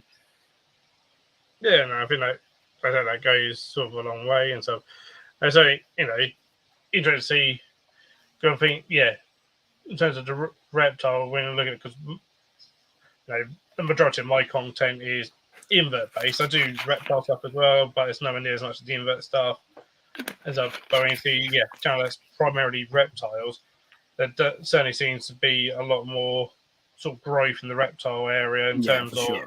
on social media. Certainly seems much bigger, even though, in my opinion, the invert hobby for me is growing faster than ever before at the moment. Like, certainly in the UK, I mean, there's now more invert shows, way more invert shows than there are reptile shows. Yeah. I mean, there's 2 IHS shows this year. Yeah. And there's some like 16 odd, 16 or more invert shows. Good for you guys, though. You know what I mean? Like, because it clearly shows the community that your community is obviously better. So and stuff. As with anything, there's good and there's bad. Yeah, as with everything, and stuff. And as well, over the past sort of 3 years, I think both reptile and inverts have sort of grown in popularity. Everyone was at home more, so everyone started buying animals and stuff. Everyone had spare money to spend on animals as well. That's it. Yeah. That's it. Yeah, who weren't spending money on petrol to get to work and back, so that money you were saving there, suddenly people getting now. So I don't know if you've seen, has there been like an increase in people perhaps being interested in monitors over the past sort of few years, or not really? Yeah, I mean, Ackies have fallen prey to the Mexican black king snake trend of everyone wants them, everyone starts to breed them, everyone breeds them, no one wants them, no one breeds them, you can't find them, everyone breeds them, and the price, so Ackies used to be, when I started breeding Ackies, I was selling Ackies for £220 like that, and now I struggle to sell them for 100. And I'll be honest with money, because I'll be completely honest with everyone, I make no money from breeding Ackies currently. I do it because I love it, and I know they make great pets, and I know I can guarantee healthy, great animals. But that being said, I now incubate for 2 months. They take about 120 days, and I incubate for 2 months. And this is morbid, so I'm sorry if people don't agree with it. I feed half the clutch off, great substance for my monitors, and then I'll sell the other half, because it's just so irresponsible to be hatching animals that can't find good homes. Like, I can hold 10 Ackies for maybe 8 months. I've currently got 26 eggs in the incubator. I don't know if people realize how much terror 26 Ackies are gonna, so I'm not gonna incubate them, because it's irresponsible keeping, because they've become so popular that they've diminished, they're oversaturated. But because I'm so passionate about Ackies, if we're looking at it in that sort of sense, in 2 or 3 years' time, when no one's breeding them anymore, I can capitalize. But I don't do it for that reason. But it's like when you're starting projects, I think it's so important to just do what you're passionate about, because otherwise you just come unstuck. And you'll get your waves, and then you'll get your flats. But if you really enjoy the animals that you keep, it doesn't matter when you're on a flat, I'm just grateful that my Ackies are happy and healthy. And she was underground for 3 days laying those eggs. And I was like, oh my God, I hope she's not dead. But it just happens that she laid like 27 eggs. But Ackies have definitely become more popular. I think Gill and I, which are the tiny little pygmy mulgars, I think they're going to really boom, because, like I said, they're all monitor and they're tiny. There's only a few of us working with them at the moment. There's, I think, 6 breeders off the top of my head that I can think of. So there's probably more, but let's just say 10. But 10 breeders, and they only have small clutches. So, like, unlike Ackies, we can have 26 eggs. Gill and I clutches 8 eggs. So I think Gill and I will become really popular. I think the dwarf monitors and tree monitors as well. Tree monitors, for some reason, out of nowhere, have gone through the roof and skyrocket because everyone wants them. I can understand why, because they're stunning. But Yeah, tree monitors. Especially like Macrae. Like, Macrae are just stunning. They're amazing. Like, they're all incredible. I keep Pracinas. I keep the greens. I can't afford Macrae because they're like they're ridiculous. But a great friend of mine has Macrae, Beckerai, so black trees. He has Pracinus, breeds Pracinus. He's got Mitchellii, which people that don't know, there's 2 people in the whole entire country, and there's 2 people in the entirety of Europe that have them. That's how rare they are. They're an Australian monitor that should not be here, but now that they're here, they're here. It was believed that I can say this because it is what it is. They were believed to be smuggled from a zoo in Prague. They're now in captivity. There was no quota to export them, but they're only CITES 2. So now that they're being captive bred, they're completely legal. So he has those, which is like... He keeps King's monitors, which are Varanus, Kingorum, which are tiny. They basically get an Aki and shrink it, but then triple the length of its tail. They're amazing. I really want some. So I can live vicariously through him, which is nice. And when he ever breeds them, if I want them, I can get them cheap. So just the moral of this podcast is make friends with people with expensive lizards, and then you can get friends discount rates. But yeah, tree monitors have gone crazy. It's understandable because now they're becoming captive bred. They're not easy to care for, but they are a lot hardier than they were when they were being imported. So they make a lot better pets, especially the greens. The greens are really bold. For the most part, the greens tend to be a great display. Macrae can be a bit shy, and they can be a bit try to kill you. But Pracinus are coming down again in price. The Pracinus were right up around the 2,000. They're down near the 1,400 now. So it's crazy how the peaks and troughs are going. You know, I think over £1,000 for any reptile is a massive commitment. I'm not saying I agree with prices or not. That's not what I'm here. But I find it hard because there's so many amazing keepers that can't afford the level of tree monitors, and that makes me sad. So that's all I'll say on that. They gatekeep, the tree monitor community gatekeep a lot of people because of the prices. Can't blame them. I can't say I'm going to breed greens in a couple of years and be like, right, £300, everyone. I'm not, but it does make me sad that some people, I'm assuming it's the same with all species, but I don't really know the prices of anything outside of monitors. But it does make me sad that people can't afford them. But then they've never been cheap, so I guess the swings and roundabouts. Yeah, and you get the same. I mean, across the different animal hobbies and stuff. It's, see the same in various various parts of the reptile hobby. You see it in the invert hobby as well, and stuff where certain ones are what it's turns in the invert hobby. Emperor scorpions. Remember time before you said you used to keep and breed emperors. Yeah, and so I remember the time you could get an adult emperor scorpion for £10. Nowadays, you're looking at least, £100 at least. My first pair I was given when I was about 17. I was given a pair, just like, and then you say now it's like I'd buy a house, but yeah, they're now gold. It's the same with chili rose tarantulas. Again, you used to be able to get them for £5 to £10 for adults. Nowadays, they're sometimes like £100 or so for an adult, sometimes or even more. It's crazy. And so that's because people, they were everywhere, so no one wanted them, and then no one was breeding them, so then they disappeared, and then everyone's like, "Oh, we want those now." And so it's the same with almost every taxa. Yeah. And so on every species, it happens all the time. I think I've just made Tron's night by mentioning scorpions. I used to breed scorpions, everyone. Welcome, Tron. I used to be one of you. I evolved into a lizard keeper. I'm sorry that I left the community. So it happens everywhere. It's one of these, sometimes happens that animals, no matter what species or whatever, go through fashions. Yeah, for sure. Sort of thing in everything, and sometimes it almost depends on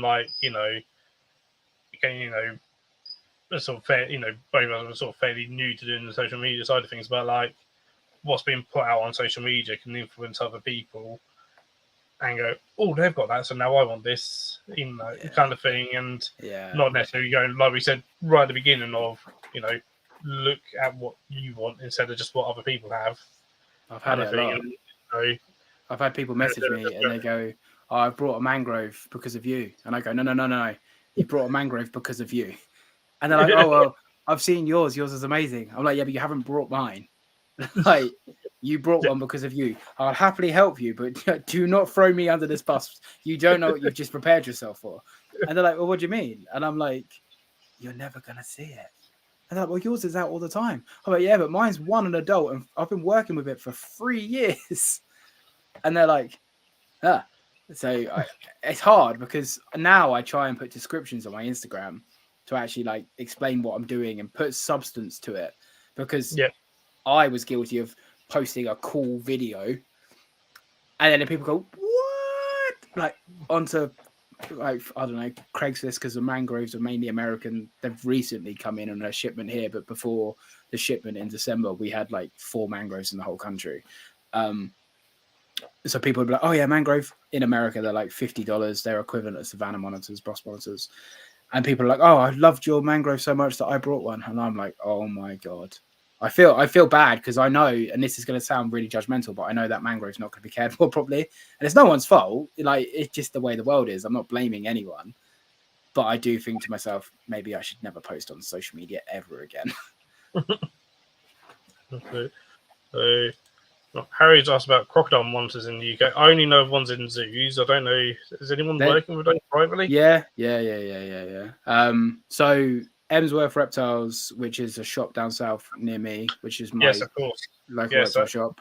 They have a pair. Pictures. I think there's some pictures of their enclosure online. I think actually, which to be fair looks amazing. Yeah, it's pretty cool. He's got like one of the largest, not like the largest group of Cyclora in Europe as well, or something crazy like that. Wow. But yeah, they have a pair as well as one for sale. They come in now and then on imports. They range between 5 and 10 grand, depending on what time of year and the market. There's another guy, I forget his name, but I don't know him. I know of him. He has a pair. And then I believe there is one other person. The problem is with the reptile hobby, I'm sure all of you know, a lot of stuff is below ground. And not because it's illegal, it's just because we as reptile people, we're like introverts. We don't share. So the reality is there's probably a few pets, not necessarily breeding projects, but there's probably, because there's 2019, 3 croc monitors came in. 2017, 2 or 3 croc monitors came in. 2015, 2 or 3 croc monitors came in. They're not all dead, you know. Croc monitors, they're so expensive that you've got to have half a brain to be able to, like, sort of get them. And yeah. Someone buying one, you'd hope it's done a hell of a lot of research, because like that's an investment to put on to. Oh, for sure, they're so expensive. They're like, that's not, that's not like it's not a case of costing only 30 quid. No. There was one on pre-loved for 2.5 grand 2 years ago, and it's the cheapest one I ever saw, and it sat on pre-love for maybe 3 or 4 months. No one brought it, and then I know the guy that did buy it. But they're a different beast, man. Like, they're a 9 foot. They're basically a jaguar with scales.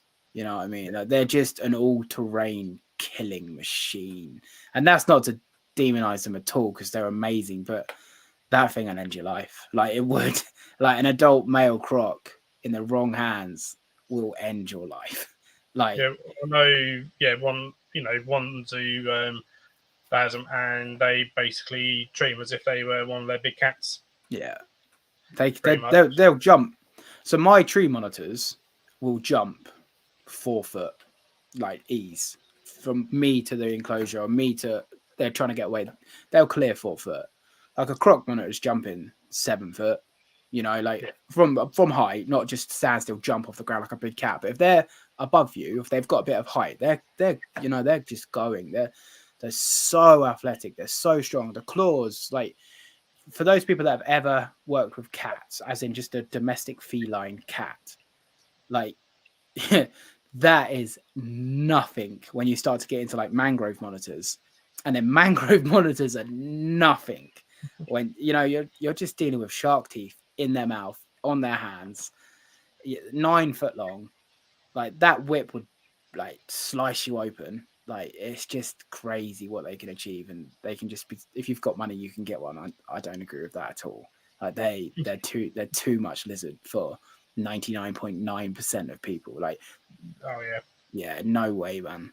No, like they're out there. Like I know people that've got them. People who ask me all the time, "Would you get one?" No. If I was in my exact situation and money wasn't an object, someone was going to pay for it for me, I still wouldn't get one because you have to.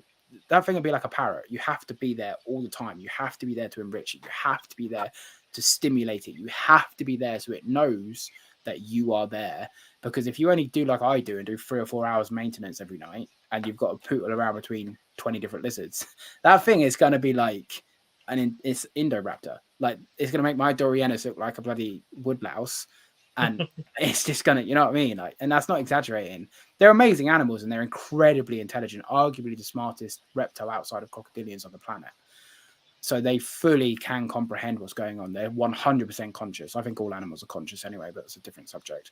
But they're just too much, you know. They're the retic of the lizard world. They shouldn't be pets.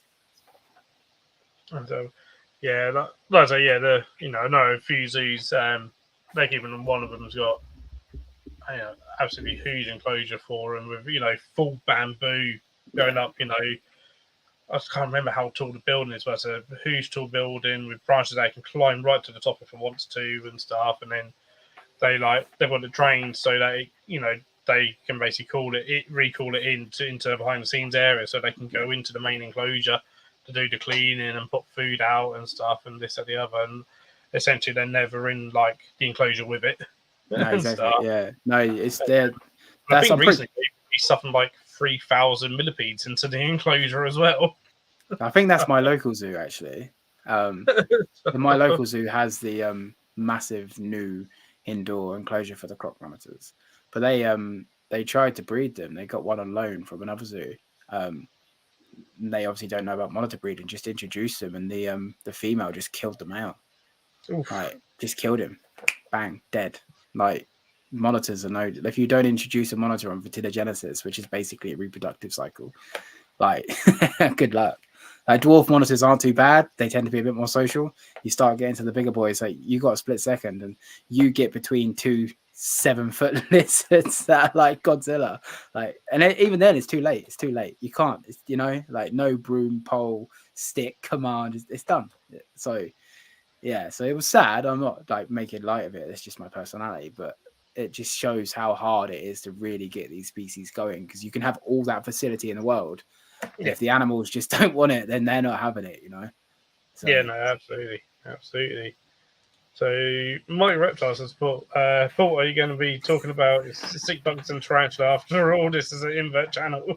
I can talk about my stick bugs and tarantula. I don't really do a lot with my stick bugs and tarantula.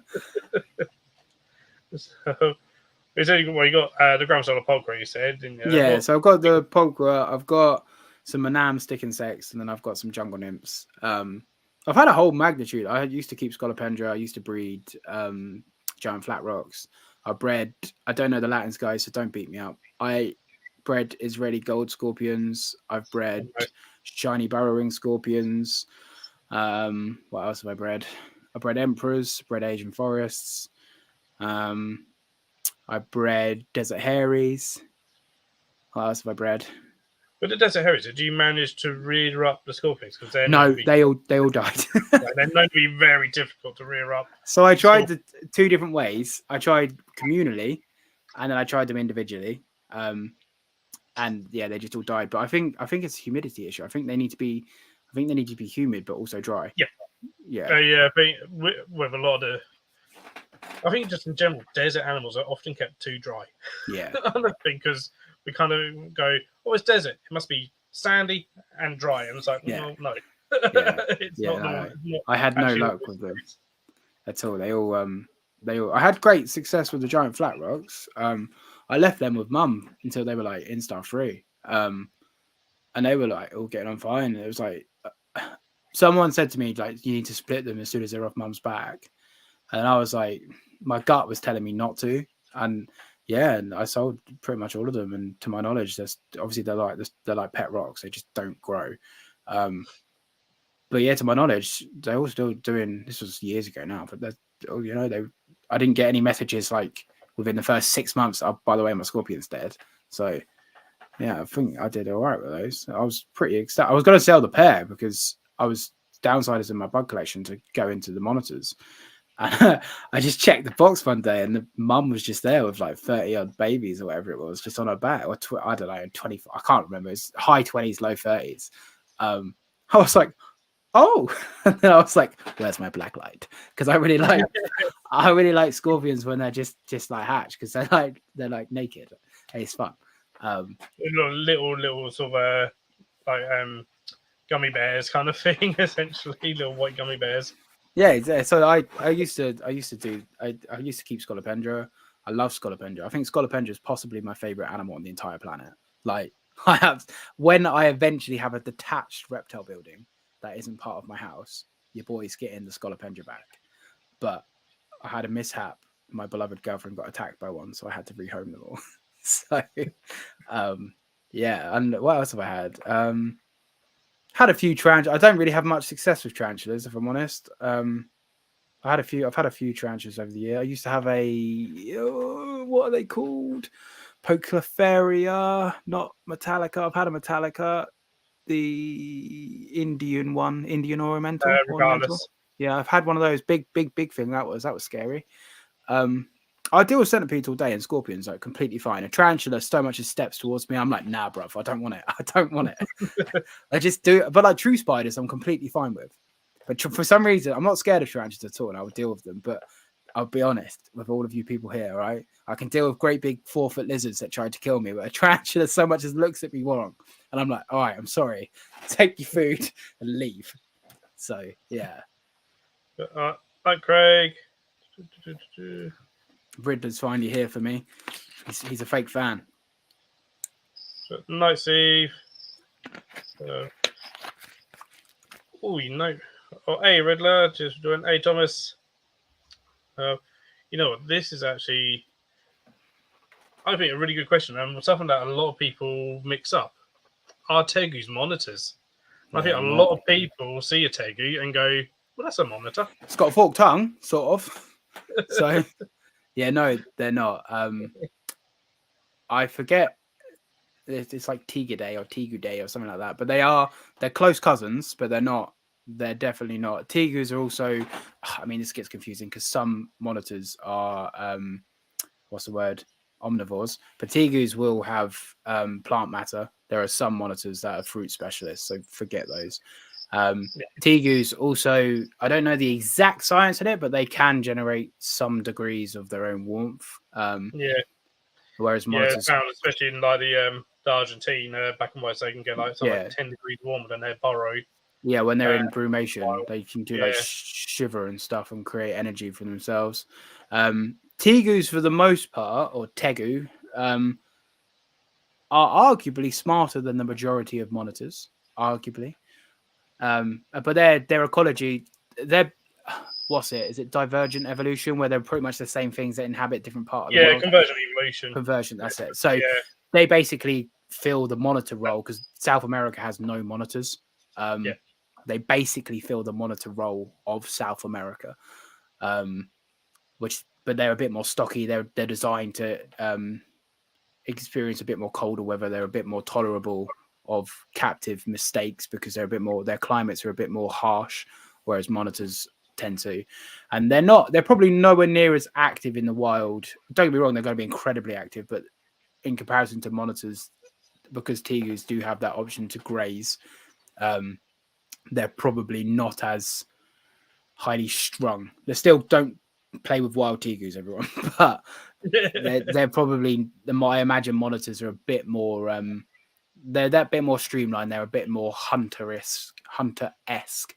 But that's the main differences. Obviously, and appearance. Tegus have the great big jowls. They have the big chubby jaws, whereas monitors are just streamlined. Tegus are very thick set up in the front. Some monitors are, whereas some are obviously tiny. And it's what are they? It's annoying me now because it's literally on top of my tongue. The amoebas. I'm pretty sure the amoebas are part of the tegu family as well.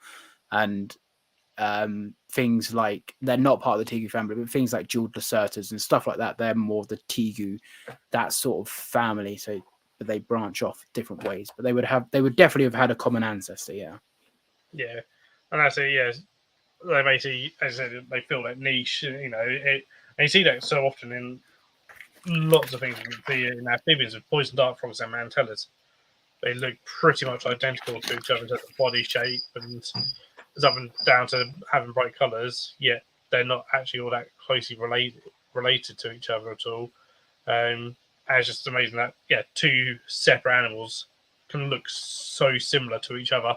Yeah, sure. From different parts of the world because they're basically feeling that same niche. Or green tree pythons and emerald tree boas as well. So Yeah, different parts of the world, different species, exactly the same snake. Exactly, yeah. But hey, Amy, so Greg's a scorpion fan like me as well. Damn shiny burrowing. I assume you mean a Labradorons who tried to breed them, beat them all, dive and grab, and never found another one. I'm sorry. I'm terrible with the Latin. I used to know it all, but my brain has since forgotten it to learn monitor stuff. But the big ones, they're like 6 inches. And the female, I had an issue with the female while she was gravid. She, and what was it? Let me think. So I don't know what they're called. So basically, obviously the exoskeleton, they get like the ripples when they look like they're gonna molt. I don't know if there's a technical name for that, but one of them tore when she was, and I didn't really know what to do. So I'll be completely honest, I just sort of left it, and it's sort of healed over. But I don't know if she just got too big, or if I was trying to feed her too much, or I don't know what caused it. And then I had a Israeli gold that actually drowned itself. I don't think it did, but bottle cap, tiny little bottle cap, water bowl, and she gave birth. 3 days later, I found her in the bottle cap, face down, just dead, and all the babies dead. And I was like, bruv. But literally, she was just, I don't know, she didn't want to be a mum. She was just out. So. Tegus are bloody brilliant. They are cool. I used to have one. I used to have 2. They're pretty cool. My parents have a black and white and a red. I used to have a golden that they were given, but sort of no longer, unfortunately.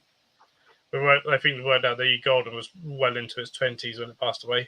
Oh, damn. Good for that. Yeah, that's good. It was given to them by their neighbour as an adult, and he had taken it on as an adult.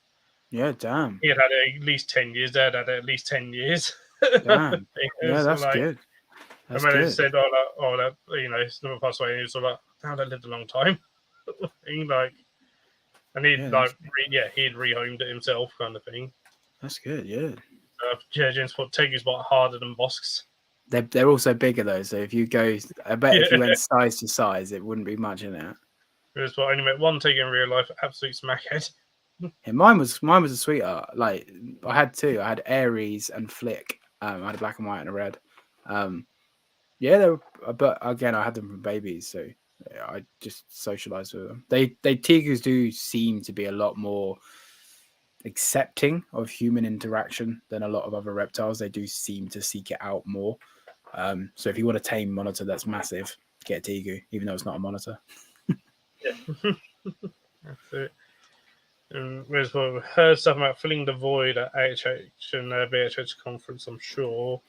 So a species taking on that role, possibly the venomous worm-eating snakes, if I remember correctly. Yeah, Mark O'Shea was saying that. Yeah, he was talking about that, wasn't he?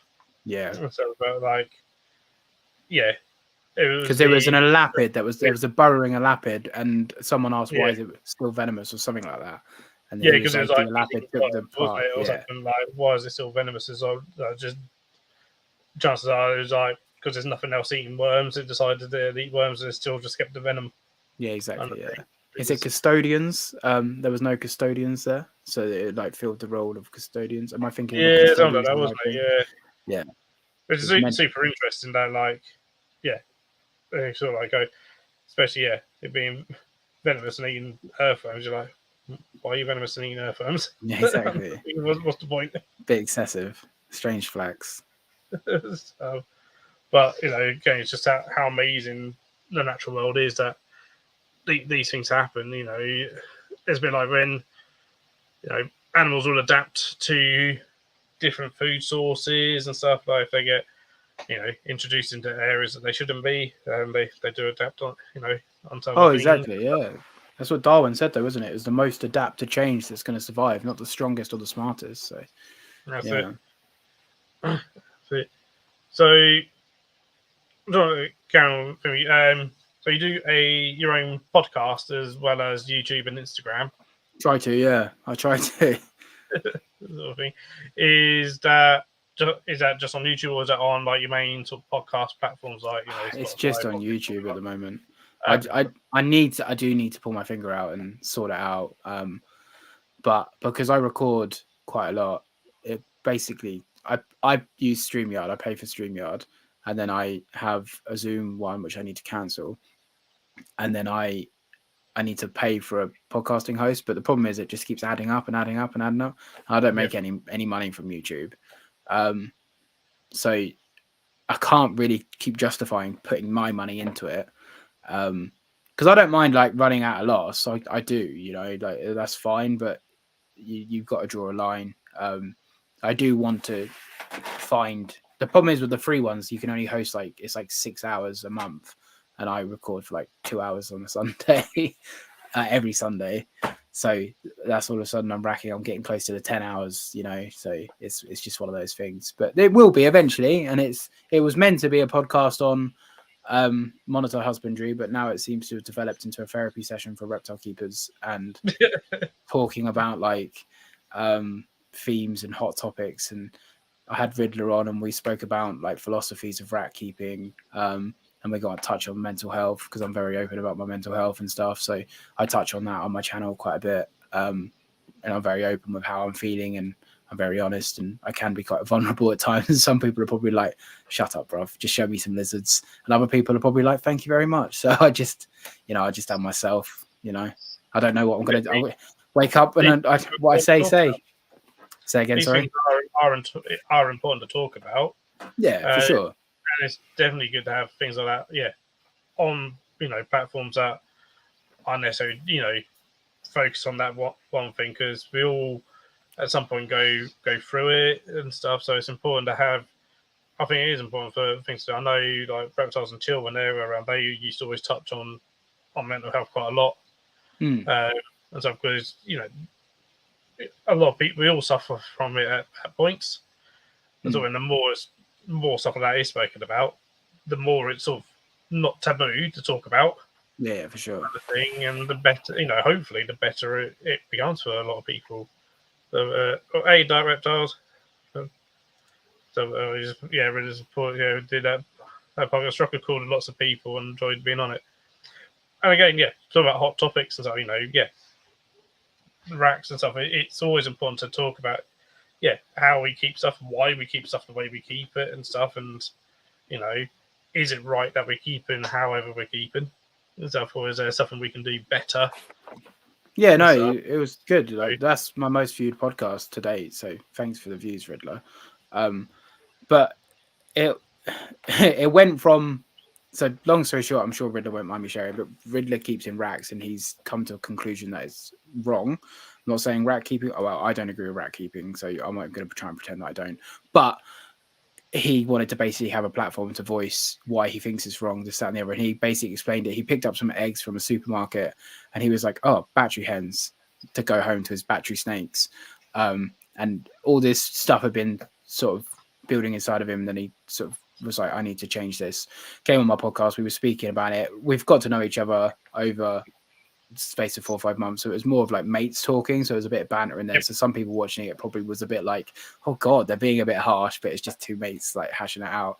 And then at the end of the podcast, Riddler's talking about his like postnatal depression. He's like, I didn't know men could get postnatal depression. I'm talking about, I can't say it on YouTube, but when I was really depressed and like how I was struggling with being a dad and being a divorced dad and all this other stuff. And there was no like trigger warning. It just went into it like a 3-hour podcast. And some people watching it were obviously like, yeah, snakes and racks. Whoa. Oh my God, these guys are so sad. What's going? So I think because it was just a bit like two mates talking, everyone's like getting involved, and then it just sort of came in to fruition.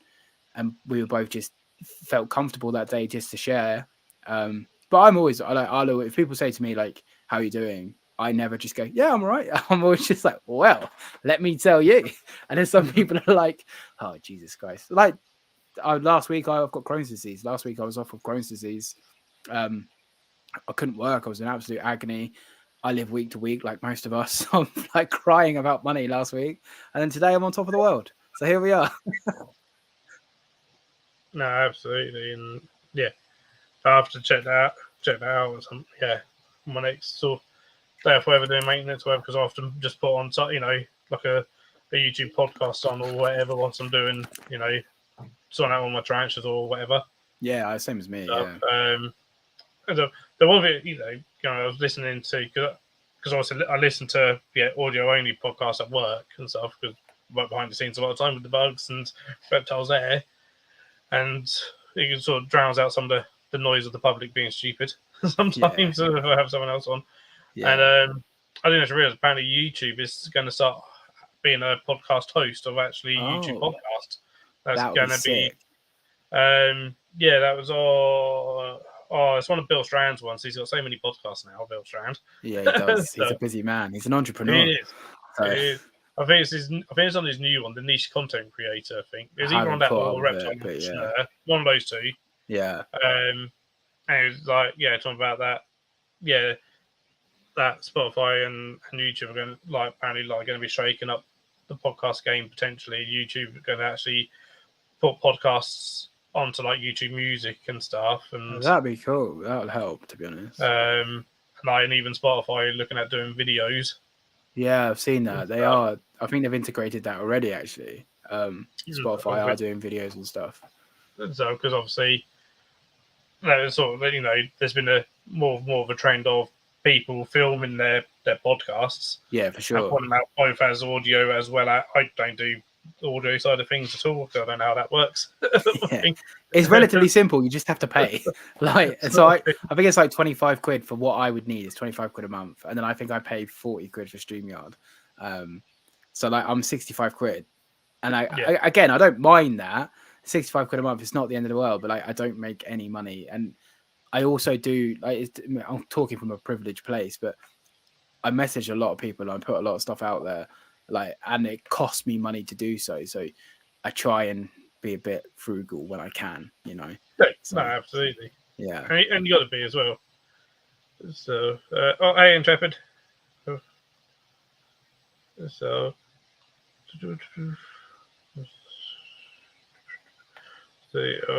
Jackie's got her cats waiting for their food. So, and that's the thing, doing it. I don't pay for StreamYard as of yet. I think at some point I will, but I don't as of yet. But there's all sorts of things that go into it. It's pay for an editing app to edit videos on, and I'll pay for Canva for the thumbnails and stuff. Yeah, exactly. It never stops. Like microphones, lights, it just don't. It doesn't. I'm probably, I don't know, 600-700 quid into my podcast, everything that I brought. That is just for the podcast. I brought a laptop. I didn't own a laptop. I just used my phone and my tablet. So I had to buy a laptop to be able to because trying to plug a microphone in and a camera and do all this sort of stuff on a phone was just I am invested into it, but it's the world's getting very expensive. So I'm if people want to listen to me, they can listen to me on YouTube. But for now, when I eventually take over the world, it'd be different. But I'm nowhere near there yet. So like Greg, cheers for joining. So,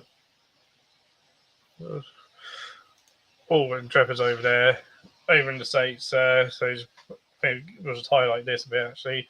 We found all the folks across pond gone lost of support for the issues happening in Florida, and that's I was on a podcast. I've been interviewed and delved into that. Actually, one shared brain cell podcast. We delved into what's happened over there, which is absolutely awful. Yeah, it's not good. And stuff. It's I think it's going to spark change though. So obviously, out of an absolute catastrophic, devastating moment, I hope some change and good will come out of it. And it's so sad that we live in a world where something like that has to happen for there to be a movement or a voice or at That's it. least some ammo in a gun, because they're without this happening, people are in no man's land. They're in purgatory, and now they've got a little bit of ammunition, and it's sort of rallied people up more so. And again, I'm not condoning it at all, but it's almost, hopefully, fingers crossed, something good will come out of it, and they won't have died in vain. So Hopefully not. And it kind of hands off to the guy who from which one it was actually secretly filmed when he wasn't meant to film anything, kind of thing. If he hadn't just done that, no yeah, one would know. So yeah, no, it was horrible. absolutely awful things that happened and were needless.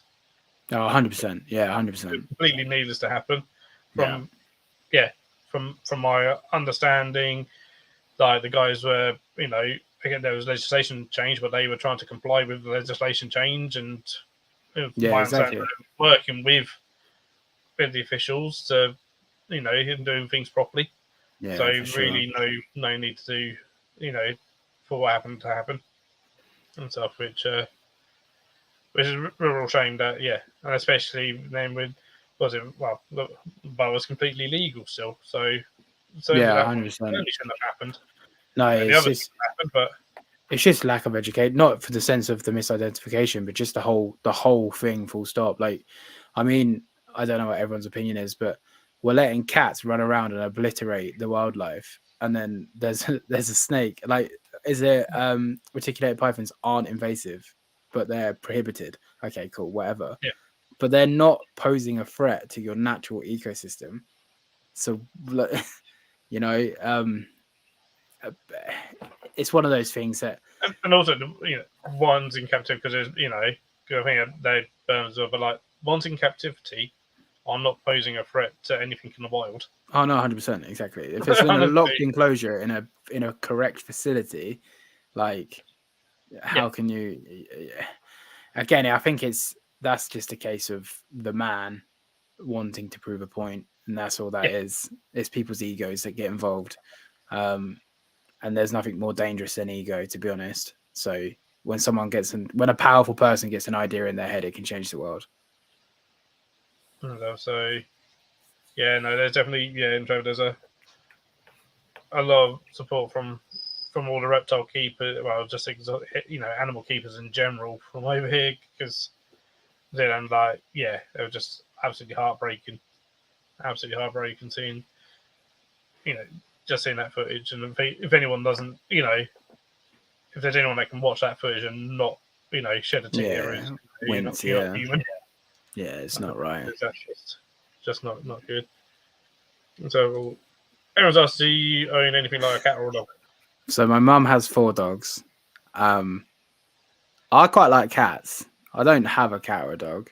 I had cats and dogs in my past relationships, but currently Fee, my beloved girlfriend, would love a dog, and we probably will end up getting a dog.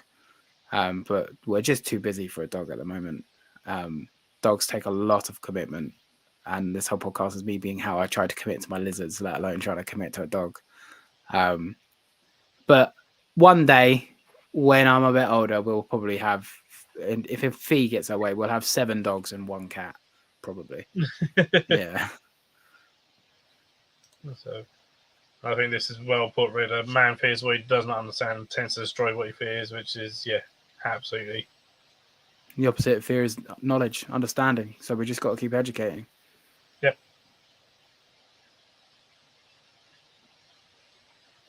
So Jackie is currently hiding all 17 cats. I like cat. I prefer cats to dogs. I generally prefer cats to dogs. I'll be completely honest with everybody. I love all animals. There's not an animal I can generally think of that I don't like. I respect all and love all animals. I generally believe every single living thing on this planet is sentient, including plants. I'm quite a spiritual person, so I sort of believe in all that sort of stuff. But if I had to pick, if I could only own one, it would probably be a cat. but I've grown up with dogs. So there you go. That's it. And it's probably, yeah, it's horrible when listening to the podcast. I did today. The part hit me worse than the video. Yeah, you couldn't keep your eyes on the video. Yeah, absolutely. Yeah, it's not good. And Trevor just thought, yeah, I wish they would start fearing my electric bill. I think we all wish that. You haven't got to tell me. Honestly. Mine's way too much. Mine's almost as much as my rent. I don't know. I mean, I'm very glad that I was up in my flat. I live on site at Azu. I don't keep any reptiles just because of disease risk. Yeah. Doing two collections, so I just keep inverts up here. So I'm very glad that I'm like, I'm glad I only have one halogen bulb going, and it's not a high strength halogen bulb. My electric is generally my utility bills are nearly £1,000 a month. Everyone, yeah, like, it's honestly, it's disgusting. It's disgusting. It really is so expensive, but that's it's what we do for the oh yeah, I'm not complaining. Don't get me wrong. It is what it is. Everyone's in the same boat. It's not like, but it's just like I can see why people like. I've even contemplated selling a couple. For example, the Bosk draws like 0.5 kilowatt, just the Bosk, and I'm like, do I love you that much? Still here at the minute, so clearly I do. That's it. Well, we're drawn up to 10 o'clock, which is when I normally start winding down now, so I don't take up too much of it because the 2 hours have completely flown past. Yeah, no, it's cool, man. It's been fun. I've enjoyed it. I've got a moth in here now because I've had the window open. Nice. Yeah, so I've got mine open today. I was at Alphabet, came back, and I was like, oh, my room's actually really warm. Yeah, no, a little bit. I had to crack the window, and now because I've got 4 bright lights on. Obviously, the moth. Oh, here he goes there. So, but yeah, so I have to get rid of him and release him before we end. Well, before I turn the lights out. So, yeah, it's been good, man. It's been good. But yeah, we'll have to have it on again at some point because I'm sure there's more that we can certainly sort of chat about when it comes to. Yeah, man, I can talk for hours. Hours and hours and hours about reptiles all day, every day. So then I might just thought, don't even think about getting rid of Bumpy. So you've been told. Bumpy's my boss, yeah. So Mike is in love with my Savannah. I keep saying Savannah because I talk to so many Americans. It's a Bosk. It's a Bosk. Yeah. So Bumpy is my Bosk. She's an absolute sweetheart. She's such a little character. When I do Instagram lives, people are like, I should start my own like YouTube series just on the adventures of Bumpy. And she's named after the Ankylosaurus from Camp Cretaceous on Netflix. Yep. So yeah, because obviously they have the big osteoderms on the back of their neck. So she's called Bumpy. And yeah, she's a great lizard, and she's really come out of her shell over the last couple of months because I've just left her alone, and I get her out. She runs around for food. She's nowhere near. I did an intelligence test, so the puzzle feeders with my Mango, and then Bumpy. And it's the ones that basically slide open and stuff like that. So I put some different food in. Mango literally obliterated it. Just was like boom, boom, boom, boom, boom, done. And what? Like flexed her chest. I did it with Bumpy. Bumpy got one bit of food and then just kept biting the same whole bit, like for about 35 minutes. And I was like, "You're supposed to be smart." And like Mango, literally 5 minutes, found 7 pieces. Like boom, boom, boom, boom, boom, done. Bumpy, like I say, 35 minutes. If people want to, I wouldn't even bother. I post daily on Instagram, so you'll never find it because it was a while ago. But somewhere on my Instagram, there's a video of a Bosk monitor confusingly biting a puzzle feeder, wondering what I can taste it, but I just can't. Like, oh, but yeah. So she's a little bit special, bless her. And Trevor just thought, right, 320 watts on a Nile monitor. It's not worth it. So it's a lot of energy involved. That's why monitors that's why people say that the monitors level up though, because they do just take that little bit more. They do need that extra light bulb. They do need that extra UVB. They need that higher percentage. Like it's not too bad. It's like everything in life. Moderation is great, but when you decide to buy like 20, like me, like you've got to have a screw loose because I don't know. You know what I mean? I don't know what I was thinking when I was like, do you know what I need to do in my life? Fill my conservatory with 20 varanids. So yeah, that's a great idea. Let's do that. Like, I'm never gonna have money ever again. Like, wow. So On lastly, really just thought, yeah, need to test Ragnar on the puzzle feeder again. Needs a Mango versus Ragnar intelligence. about this really annoyed me. This did, because Riddler did a challenge. Check it out on his YouTube. So he did his golden retriever versus roughneck monitor on a puzzle feeder. Right, good video, great video. I won't ruin that. I was like, I commented, I was like, Mango will smash them both. And let's just put it this way: I think there was 7 pieces of food they had to find, and obviously they had the time to beat. Mango had the time to beat. She found 5 and still had 8 minutes to go. And she had to find 2 pieces in 8 minutes to destroy his dog and his monitor. And then Mango was just like, I don't want to play anymore, and just went back in her enclosure. I was like, and I've still got that video privated on my YouTube because I'm too ashamed to admit that I lost. Because she was smashing it, and I was like, mate, literally, you're gonna. I'm like sitting all like cocky. I'm like, you're gonna get destroyed, Riddler. Your lizard's dog's dumb. My lizard's smart. And she just was like, I've had enough. I left, and I was just like, you bitch. You absolute bitch. That sounds like a typical animal, that does. That video doesn't exist. No one will ever see it. That video will never see light of day. But yeah, just, also going to show that probably knew that there was more food there, but I was like, no, well, I'm done. I've had my fill. I don't need any more. I blame it because it was chicken, and I've never, ever, ever fed her chicken. She's had chicks, but this was cut up fresh chicken. So that's my excuse, and I'm sticking to it. She just wasn't sure. Even though she destroyed the first 5, we'll take that out of the equation. She just didn't want the last 2. She just lives to bloody embarrass me, that lizard does, honestly. So we'll put links for it. So people can find you obviously on here on YouTube and Instagram. Are you on any other platforms, or are they sort of the main 2? No, I am on Facebook. I don't use Facebook. I find Facebook as toxic cesspool. But Instagram is mainly where I am. I post daily on Instagram. I reply to everyone if you want to just say hi, or you've got any questions about any reptiles, but ideally varanids, because that's all my brain can comprehend at this precise moment in time.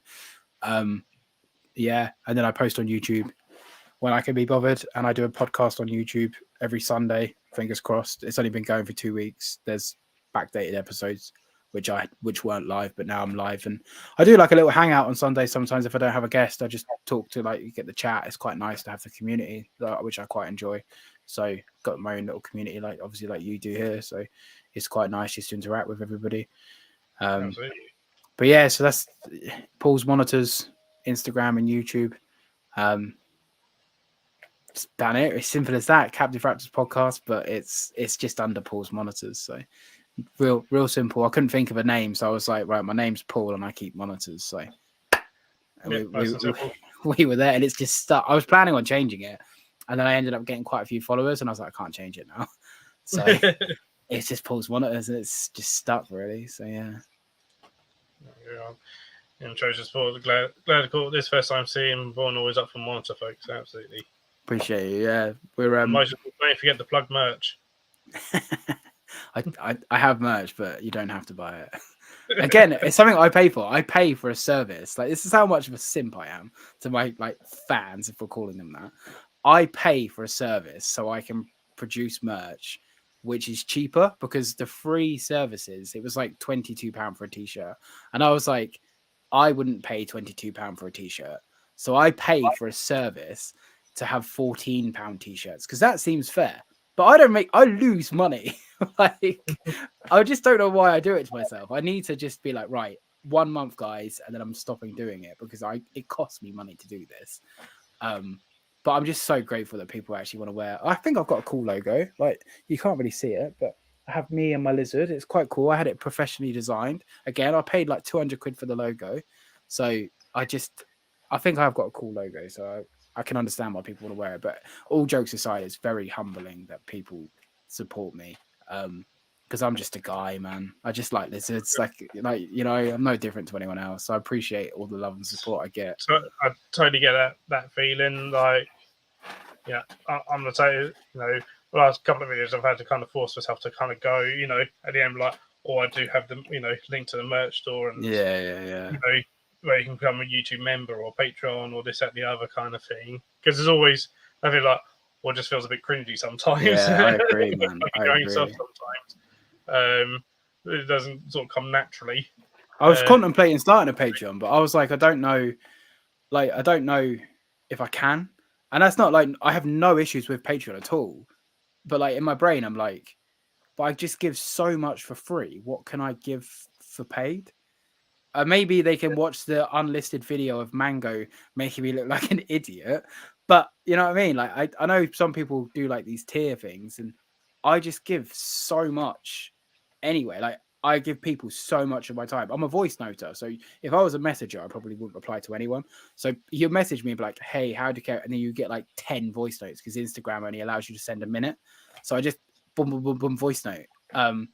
So I just feel like almost guilty for it, but then it's humbling rather than any other thing. You know what I mean? Yeah, So absolutely is. You know, and you know, I appreciate anyone that supports me. You know, more than just the watching and commenting kind of thing. You know, oh that's yeah, of course. important and stuff. And then the fact that people go out their way to you know support financially, it's a whole other level kind of thing that you don't expect.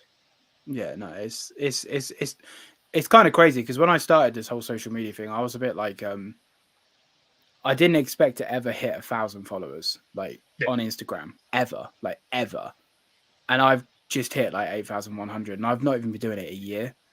And like when I comprehend that, like because obviously I speak to Riddler a lot about this, and in my opinion, I don't know the numbers, but out of those 8,000 people, there's probably only like 100 that really like what I do. But if 100 people turned up at my house and was like, I think I'd faint. But because it's a number on a screen, it's easy to take it for granted.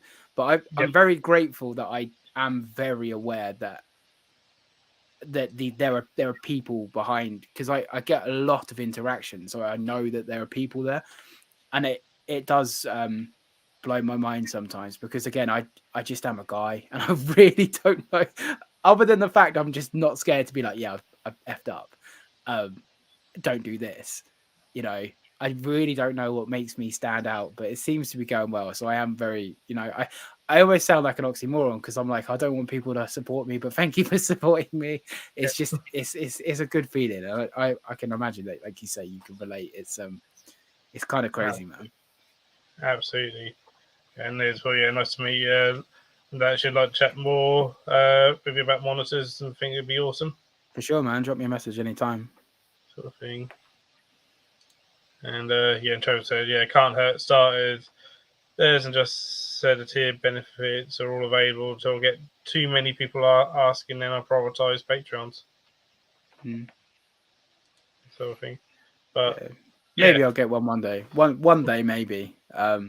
But for now, once I get monetized on YouTube, I might contemplate different things. But I'm still on that grind. I need like 1,000 watch hours, and then I'm there. So slowly chipping away at it. But I feel like if a big company or even a small company, if a company approached me and was like, we want to give you money to do something, I'm like, yeah, cool. It's just I don't know. It's such a weird thing. It's a weird thing. I got a donation today. Someone sent me an Amazon gift voucher, and I was just generally sat, I'm not exaggerating, for like 30 minutes, just like, but why? Like, not ungratefully, but I was just like, but thank you so much, but why? Because like it's just a normal, like you and me, a day-to-day person working a normal regular 9-to-5 job, and I'd helped them quite a lot with their Blue Tree monitor in the past, and we speak a lot, and obviously I don't know, you know what I mean? I don't know.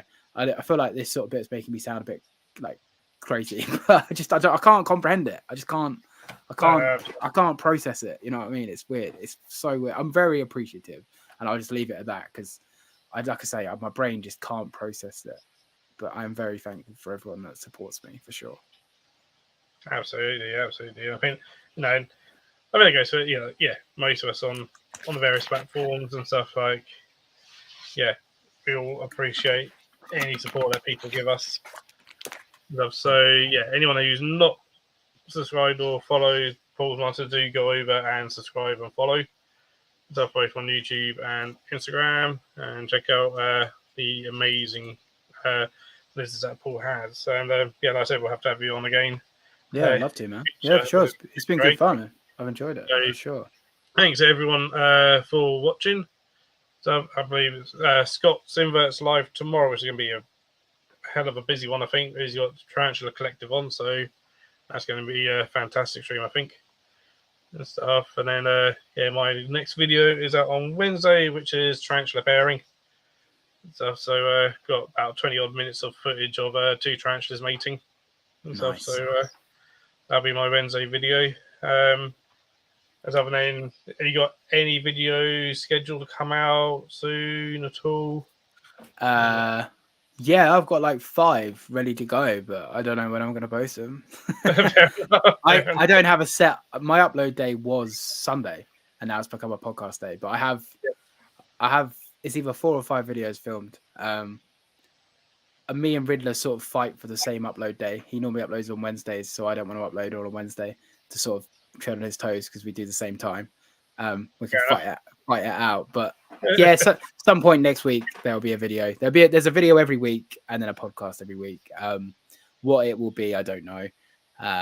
It's either going to be sexing my mangroves that one of them tries to kill me, or it will be a vlog where I'm on a walk talking about mental health. So probably won't get any views, but it's my channel, so I don't care. And again, important to put that stuff out. So yeah, it's one or the other. I'm not sure. It'll be one of those. And then top 5 things I wish I knew before getting a mangrove. And then Aki's laying loads of eggs. That's all the ones I've got pre-done, ready to go. Because I had a week off, so I was like, boom, on the YouTube content, like filming. It's like, yeah, man, I've got a few to come out. Fantastic. And Erin, I will be at the London show on Sunday. I've got my own table, so I will be there. Myself and anyone else that's going to the London show at Harrow. So if Jimmy will have a few various Captain Bread inverts for sale. Hopefully some merch as well, actually, my own merch, if it arrives. There you go, plug it. Everyone Patreon now. I'll do it for you. It's not mine, it's fine. That's it. Patreon, link in description. Like, subscribe, comment, buy the merch. Not mine. You're here for him, not for me. I mean, some of you might be here for me, but buy his merch anyway. So, cheers for joining everyone, and we'll see you again next time. All right.